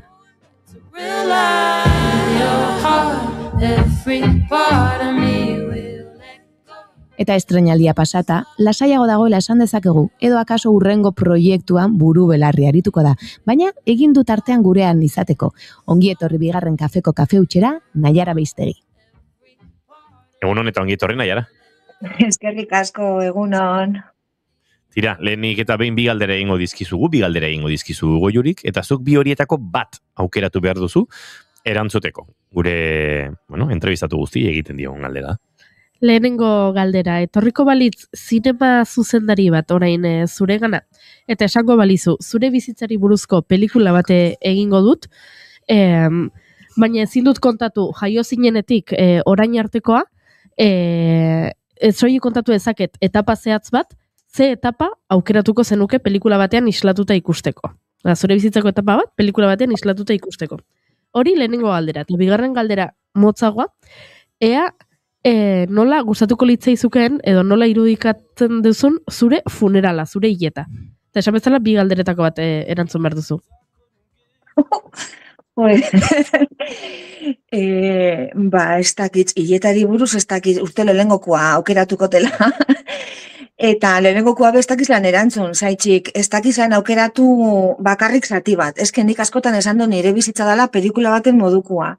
Eta lagun askok esan doztia, enbioko zaubien zure bizitzari buruz pelikula bat. Ze gauza oso arrarua pasajatez eta lekuz desberdinetan, pertsona desberdinakin orduen, ez dakit ze zati aukeratuko neuke, baina igual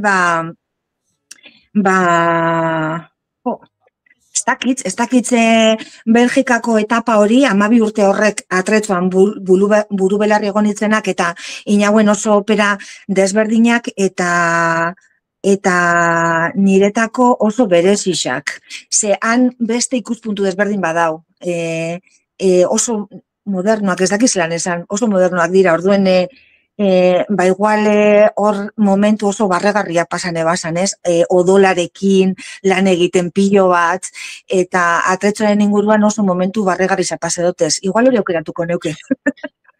Ze hona. Bai. Goiuri hiltzaigu baten. Inauterien arrasto. Hasi behar naiz pentsatzen ni funeralaren erantzuna. Zuk behar zuta, zein mina infusio batzuk, goiuri behar dituz. Arsenik hori. Ados. Bueno, gure galdera ofiziala erantzun da, Oiana Maritonera genbe zurea da gonbidatua. Egunon Naiara. Begira, Belgikako etapa horri buruz gero pixkat geixo galdetuko izutze odolarena ere nunbaitxe irakurri nuen odolean ditu edo bihurtu zinela, baina joan pixkat zure ikasketetara arte ederrak ikasi zenituela esan dut Bilbon, ez dakit arte ederrak ikasi zenituenean argi ote zenuen arte eszenikoetan lan egin nahi zenuela edo mundu horrek ea erakartzen ote zintuen jakin nahi nuke. Mundu horrek erakarri betidani txikitxotatik nire amakin faten itzen harria gara batez be Gabonetan eta holan ikustera ballet eta holango show desberdinak eta beti ukinuen holango irrika bat pentsetan ze pasauko da horratzien hau dan aldatzeko 5 segundutan derrepente beste pertsona batzuk, beste jantzi batzuk eta hori irrikisa beti okin hauen, baina nik arte ederrak ikasterakoen ez nakisen zein bin hauen nire bizitzakin. Nik argi noketen ez jatena guztetan monotonia bat edo beti gauza berdina itxia, baina arte eszenikoari buruz ez nekin ez ebez. Gaur egun dakitena jakinda eta ikustita adibidez Madrilen eta zelan dauzen eskola batzuk horretarako ja hori ez, horren inguruan ja aritzen direla ikasten eta holan jakinda hori nik oin hori egingo neuke ez. Baina momentu horretan ez nekin. Nik argi nauketen gure nahuela gauza desberdinak egin eta guztetan jaten gauza desberdin asko. Orduen operan hasi nitzenien, eta atretzoarekin bat egin nauenien, konturatu nintzen landuliketela gauza desberdin asko, batzutan eskultura, beste batzutan pintura, ziren gauza desberdinak eta proiektu desberdinak denbora guztixen.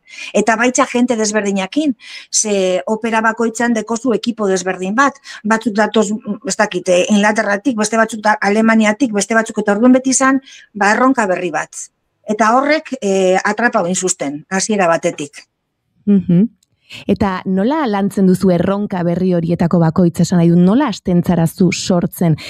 Okerrezpanago, aterretzoan edo lanean aritzen zarenean, hasieratik entxeguetan zaudela irakurri dut noizbait, baina horrela egin ohi duzu edo nola da zure sorkuntza prozesua aterretzoari dagokionez?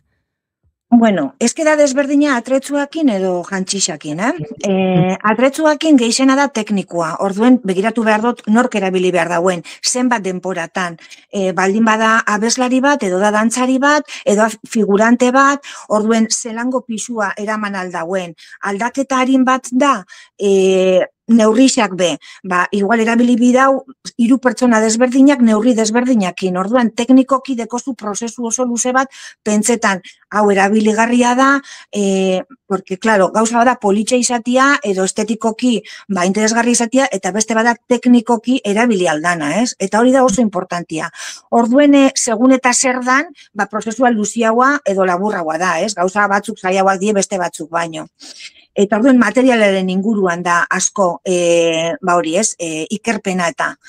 Jantxixakin desberdina da, jantxixakin lehenengoko gauzia musika da, nik musika jartzen dut, eta musikak nora eramaten nauen, eta gero dago ikerketa bat historikoa. Zer gertatzen da momentu horretan, historian, zer eramaten eben eurak momentu horretan, eta hortik aurrera ja hastenaz lantzen.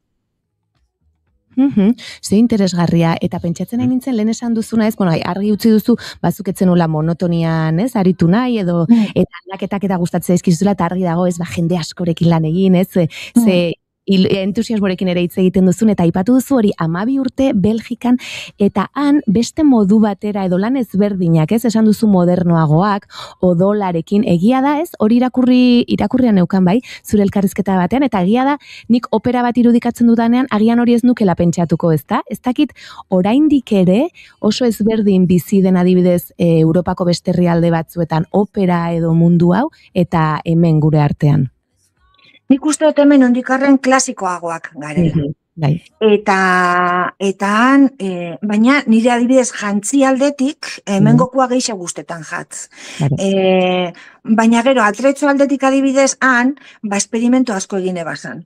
Eta material asko ezagutu nebazan, material berri asko, ikerketa asko. Nik orain egin dutena da, hori dana batu egin dut. Azkenean nik dekoten esperientzia teknikoki, eta orain batuta artistikoki, dira bi gauza desberdinak, baina batu aldezakezunak, ez? Orduan nik hori dana oin batu egin dotez, eta horregaitik nik egiten dotezen jantziak gaur egun dekie punto historikori, baina beti dekie beste komponente modernoago bat edo materialaren inguruan asko ibelina zelako. Eta orduen horrek danak batu egin dotez erabatean. Orduen bakoitzaldeko bere puntotxua, ez dakit. Bai, eta hori da, azkenean segurazki aberasgarria eta bietan lan egiteko aukera hori izatea. Bai. Eta aipatu dut nik biografian iaz, Talia saria jaso zenuela, ez da? 2025an, Ana Bolena lanean egindako zure jantzitegiagatik edo. Konta iguzu pixka bat nola izan zen lan horretarako jantzitegia prestatzea, aipatu duzu segurazki historikoki ere bai, kokapena, musikarekin inspiratzen zarela. Konta iguzu pixka bat kasu hontan ze izan? Nik egin ebana da, hasi nintzen hori esan bezala lehengo musikarekin, eta gero apurtzu beti ikerketa historiko batekin, baina niri asko gustatzen jat simbologia, eta orduen nik gure ebana egin zan, gauza bat apurtzu bet desberdina, orduen, erabatean, momentu historiko batera, eramaten zaituena, baina kolorearen eta formaren bitartez, eta simbologiaren bitartez, beste hizkuntza bat ere, ez? Lantzia. Orduenik egin ebanana, nire pensau jaten oso interesgarria hori deia ajedrezaren jokua, zelan pentsaten abenik eukala hori, zelan esaten da, un poco como ez dakiz zelan azaldu, bai? Pentsau galdu zaituztela. Laguntzeko. Bai, un poco como intrigas palaciegas eta estrategi joku bat, eta ni pentsatzen eban horrekin eukala zerikusia handia. Orduen pentsatzen nun oso interesgarria izango litzatekela, pertsonai bakoitzari ajedrez fitxa bat jarri, eta horren bitartez, zelan egoan hor tentsino bat erregina eta beste zelan da, la amante del rei, ez? Eta horren bitartean egoan oso tentsino handi bat, eta zelan bion artean, errepresentatu erabatean, hori ez, ajedrezeko fitxak moduan, movimentu desberdinak. Eta hori zen apurtxo bat puntua, ez? Hortik aurrera, hasi ginen lantzen, eta nik uste oso ideia hona izen zala, oso ondo funtzionatzen eban. Eta simplea izan zen formaldetik, baina neukazan volumenak eta oso ondo landutak. Horbe teknikoki be, laserragaz moztune bazan organtza zatipillo bat, eta egozan beste komponente teknologiko batzuk, eta nik uste dut azkenean danak batera egin zuela oso irudi polit bat.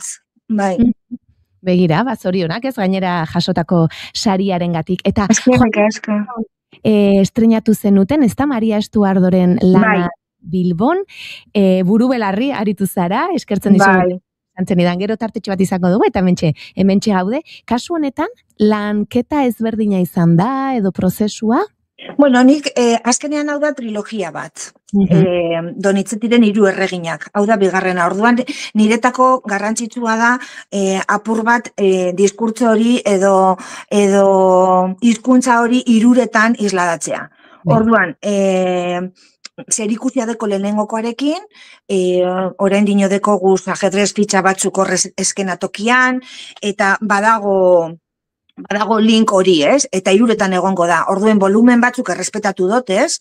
Eta naiz eta saltu bat dago, era batean kolorearen simbologia hori mantentzen dut, bakoitzari ematen dutza kolore bat, euren estatusaren arabera, edo euren artean zelango interakzioa deukien, horren arabera eure kolore bat ematen dutzati, orduen, apur bat, lantzeko era berdina da, baina bai dago desberdintasun bat estetikoki.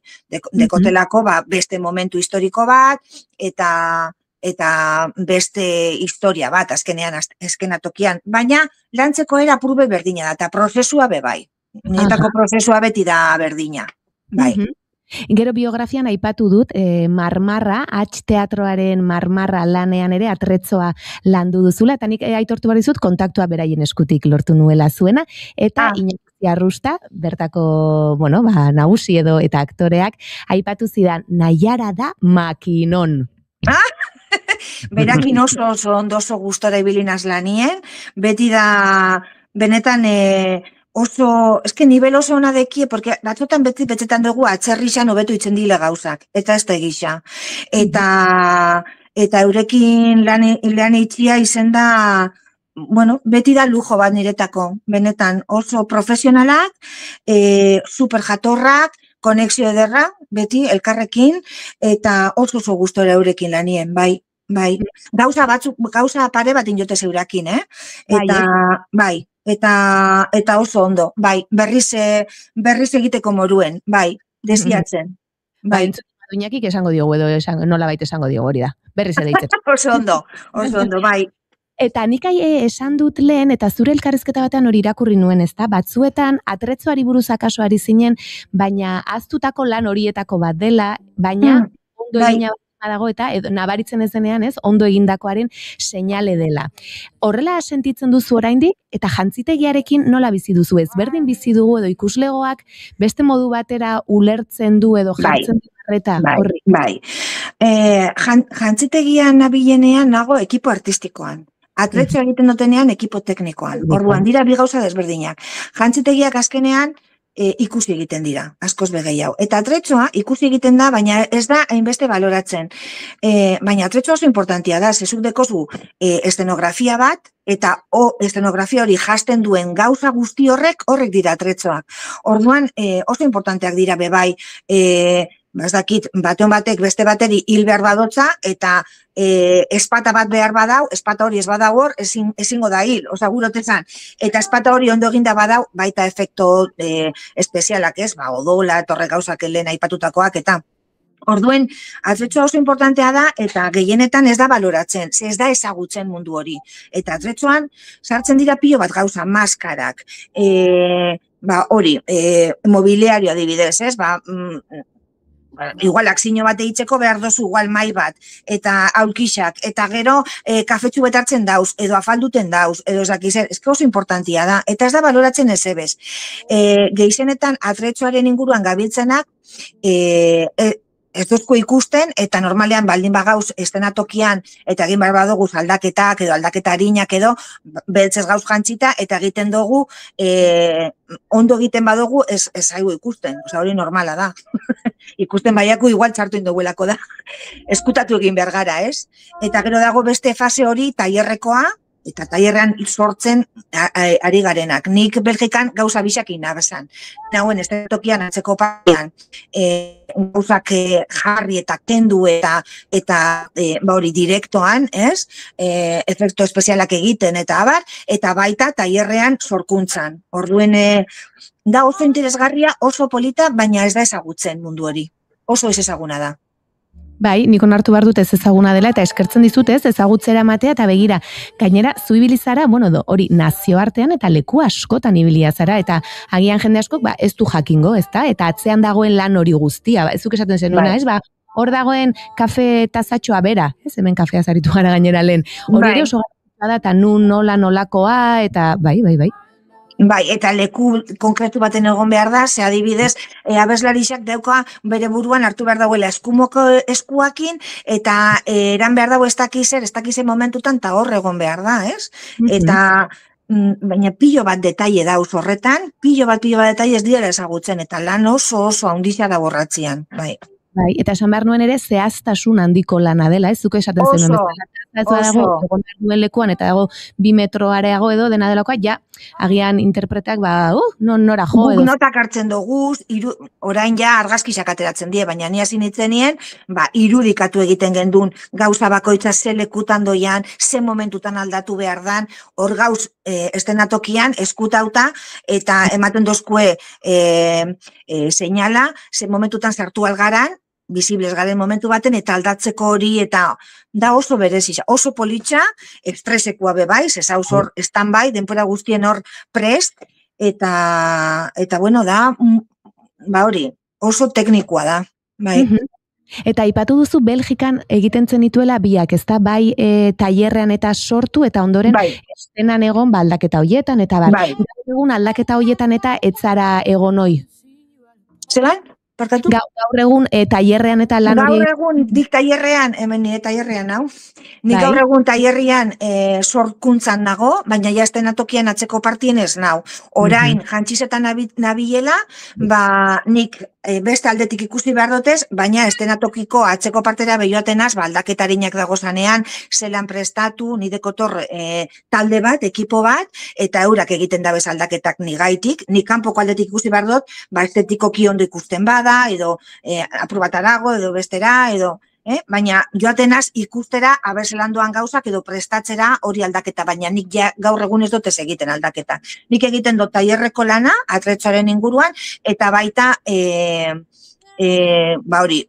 jantzietan nabilenien, egiten dutez figurinak, irudixak, diseinua, eta gero kontrolatzen dut produkzio dana. Oialen bila joaten naz, zeintzuk oial erabili, eta gero aldanda geixen, tailerretik pasatu, eurekin batera ikusteko, nik gure oten moruen, nik buruen dekotena, eurak lantzen ari diela, ez? Eta orduan igual aldaketak egin behar dira, edo gauz teknikoki be posible izan behar da aldaketarinak badekotez, zelan zabaldu, zelan zarratu gauzak, hori espezifikoa da, ez? Sekulako lana dago ratzian, eta ez dakigu, guk ikusten ditugu jantzita edo aldaketa egin dute pinpan, baina horra dagoen jendea, aurreko lana, prestaketa, bilaketa... Guk aldaketa harinak egiteko neurtu egiten dugu zenbat denpora dekogun, eta orduan egiten dira entzaiuak, hori denpora neurtuta dagoenez, egin dugu larreiko denpora mandozku, harinago egin behar da, aldatuko dugu hau eta jarriko dugu beste sarratzeko beste sistema bat, harinago joateko, edo bakizu denpora guztien gauz lantzen, hori posible alizateko, eta gero errez ikusteko, estenatokian, baina horren atzien dau, aldaketak, eta lana, eta bai. Bai, ni nintzen pentsatzen, ez, niri noizbait tokatu zaidala aldatzea atzean, ez, arropa, gutxitan, urtetan arropa bakarrakin itet, eta esate ze pena, baina ze estres gutxiago ere. Ze, kanpoan aldatu barruzu bizkor, euki barruzu dena ere, hori neurtua, denbora, ateatzeko, esaten zenuena, kremaiera bat, ez badago eroso, arazoak eman ditzak, bai, zelana, bai. Eta lagundu behar dutzagu beha abeslari xai, porque eurak dekielan bat oso zaila. Eta adibidez Maria Estuardan, Yolandak, Yolanda Oianet, gure protagonistak deko bigarren aktuan egiten dau, denbora guztizen dau bera hor, estenatokian, heltzen da amaierara, destrozada, eta deko hor kanbitxo bat oso harina azkenengo parterako, eta gube lagundu inbiotza, osake, inbioguela gauza bat, ezin jogula inbez gure buruan dekogun dana, batzutan ez da posible. Teknikoki posible izan behar da, eta baita abeslari zai lagundu inbiotza. Euren lana oso zaila da. Orduen hori, ulertzia bebai zein dan hori lana, eta eurei laguntzia be oso importantia da. Eta amaitzeko jaz, berehala amaitu behar dugu saioarekin, Maria Estuarda aipatu dugu joan den astean, esan duzu trilogiaren bigarrena zela, beraz, hirugarrena ez dakit hasi ote zareten prestatzen, edo eskuartean momentu hontan, zer daukazu, izan duzu tailerrean zaude, beraz, zeo zertan aituko zinen lehenago, eta jarraituko duzu, seguru. Bai, ni hasinaz ja, hirugarrena lantzen, ja irudikatu dut erregina, eta pare bat gehiago bai, eta horretan nago ja buru belarri hirugarrenarekin, prozesua oso luzea da esan bezala. Gero baita Irlandara noa, Wexforrera, han atretzoko zuzendaria izango naz, Wexforreko opera festivalean, eta hor behazina ez lantzen, horren ingura, 4 opera dira, eta horren inguruan be lantzen hasi naiz, osake, bai, buru belarri. Ba, eskerrik asko, tartea egiteagatik guri ez, holako lana duzun garai honetan, eta eskerrik asko batez ere ezagutzera emateagatik ere lan hau ez, hemen arte eszenikoak ez, lantzen ditugu, eta askotan egia da, aktore, zuzendari, dantzari izaten ditugula gehiago, baina gustatzen dugu atzeko lana ere ezagutzera ematea, azkenean lantaldeak direlako ez, hau dutenak, eta oso polikia da hori ezagutzea, eta zure lana, bai, eskerrik asko. Bai, mila esker nahiera. Vale, mila esker zuei. Too deep, or we could have just float.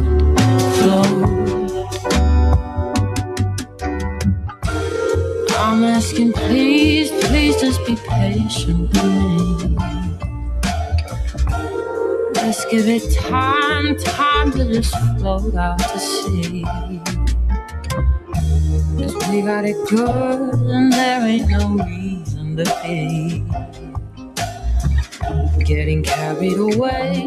Entzuleok eta eguerdiko 12:00 6 minutu falta zaizkigun honetan, eta oraintxe agurtu berri dugun horretan gure kafe hutseko protagonista bera Naiara Beizegi, arte eszenikoen agendari errepaso bixi bat ematen agurtuko dugu gaurko saioa. Gaurtik hasita Eureka izango delako esaterako, Jana, Lekeitioko ikusgarri aretoan. Hori da, 8:30 Mikel Bermejok bere bakarrizketa eskainiko du, beraz, hortxe. Nor naizen baneki lana berriz, Amore Bietako Zornotzaretoan gaur 8:00 eskainiko da, eta bihar larunbata Berrizko Kulturretxean 7:00. Amater taldea, Zurriola Antzerki Eskolaren Bernarda Klaunaren etxea Loiolan eskainiko dute 7:00. Eta hortik aurrerakoak ere, kontatuko dizkizugu, Ricardo Hirugarrena eta ni Andoaingo Basteron 7:30 Jorman Poster eta Dusturi Teatroaren arteko elkarlana. Bai, eta dantza isente daukagu gaurko, Oskara, Kukai taldearena Gaiarre antzokian eskiniko dute 8:00, eta Irungo Liburutegian ordu berean 8:00, Izaro Jeregi eta Angela Blaskok Trabes lana eskiniko dute. Beraiek sortu dute, performance moduko bada, maitasunari buruzkoa, gorputzaren, eta inguruarekiko interdependentzia. Hoixe, lantzen dituena. Eta ez dira beraiek bakarrik izango parte hartzaileak, publikoarekin ere lan egin dutelako edo kaleko jendearekin, eta ordun denen arteko lana izango da erakutsiko dutena. Eta Kaukasora bidaiatzeko aukera izango dugu, Kaukasoko sustraietara. Gaur, Georgiako dantza eta kantuen ikuskizun hau Europar Biltzar Jauregian 7:30 eskainiko da Bilbon, eta bihar berriz Donostiako Victoria Eugenia antzokian arratsaldeko 7:30. Hemen izan genituen bere lanaren sortzaileak, Ane Zelaiaren lana Amimona hau, Aretxabaletako Zaraia aretoan eskainiko da gaur 7:00. Eta flamenko pixka bat, Juan Carlos Abecilla eskutik Gasteizko Lekupen gaueko 9:30.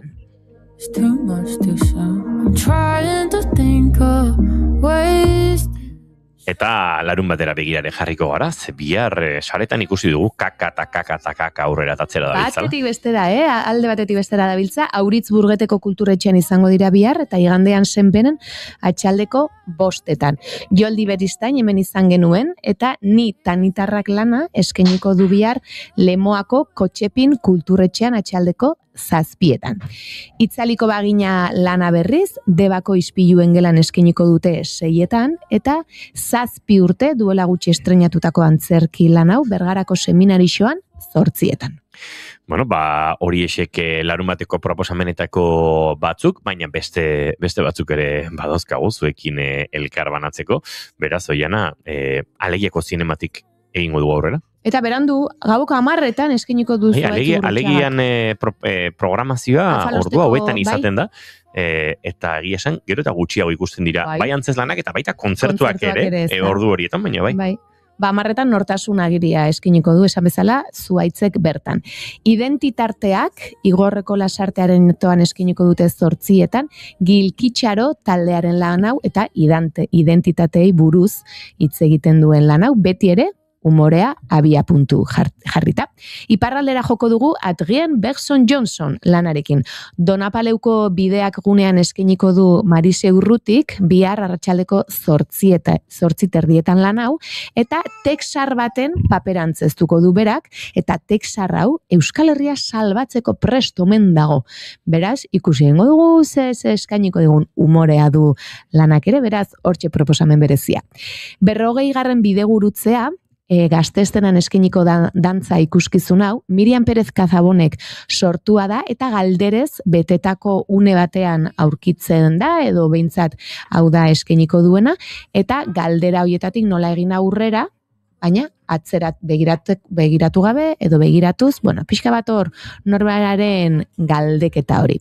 The Room Where It Happens, lana Iker Karreraren lan hau Irungo Amaian eskainiko da 8:00, duela gutxi Donostian izan zen bera, eta guk ere gonbidapena luzatu diogu. Beraz, ea maiatza alderuntz, ona hurbiltzeko aukera daukan. Eta topiken hementxe, Urantzu lana arratsaldeko 7:00, musika, Manu Gainek sortutako musika, eta Ahatik taldeko bidantzari ere bertan dituena.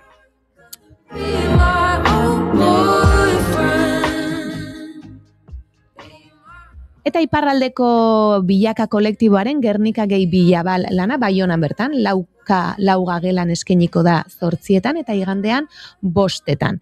Emanaldiaz gain, gero dantzalditxo bat ere izango dute.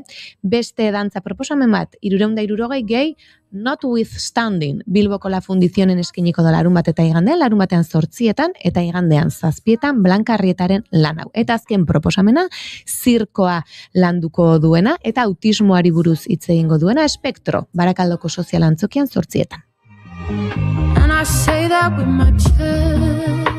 Eta bagoaz igandeko proposamen gutxi batzuk bixi aipatzera, Urnietako Saroben 52 ertz arratsaldeko 7:00 izango da, etxea Iruritan eskainiko duten lana, oiana, hori da. Eta Erandioko merkatu zaharrean berriz, igande arratsaldean ere, aita. Hori da, eta geuretik sortuakeko Tronko Poleon etxarrian arana zen, eta dantza pixka donde está Alicia musike barrin 6:00, Marea Dantza konpainiaren lana Balentzitik etorriko da, Azala berriz DAB konpainiarena Lezoko Gezalan 7:30, El Lago Atarrabiako kulturretxean 7:30, eta maskaradak izango ditugu oraingoan Altzurukun. Altzirikiera hurbiltzen zaretenok bertan maskaradak gozatzeko aukera izango duzu. Baina guk agur esateko ordua dugu asteburu ona pasa entzuleok, eta astelenean ikusiko dugu elkargo. Juri, agur. Oian, agur. Entzuleok, zaindu asko, eta ondo pasa informazioaren txando orain, hementxe Naiz Irratian.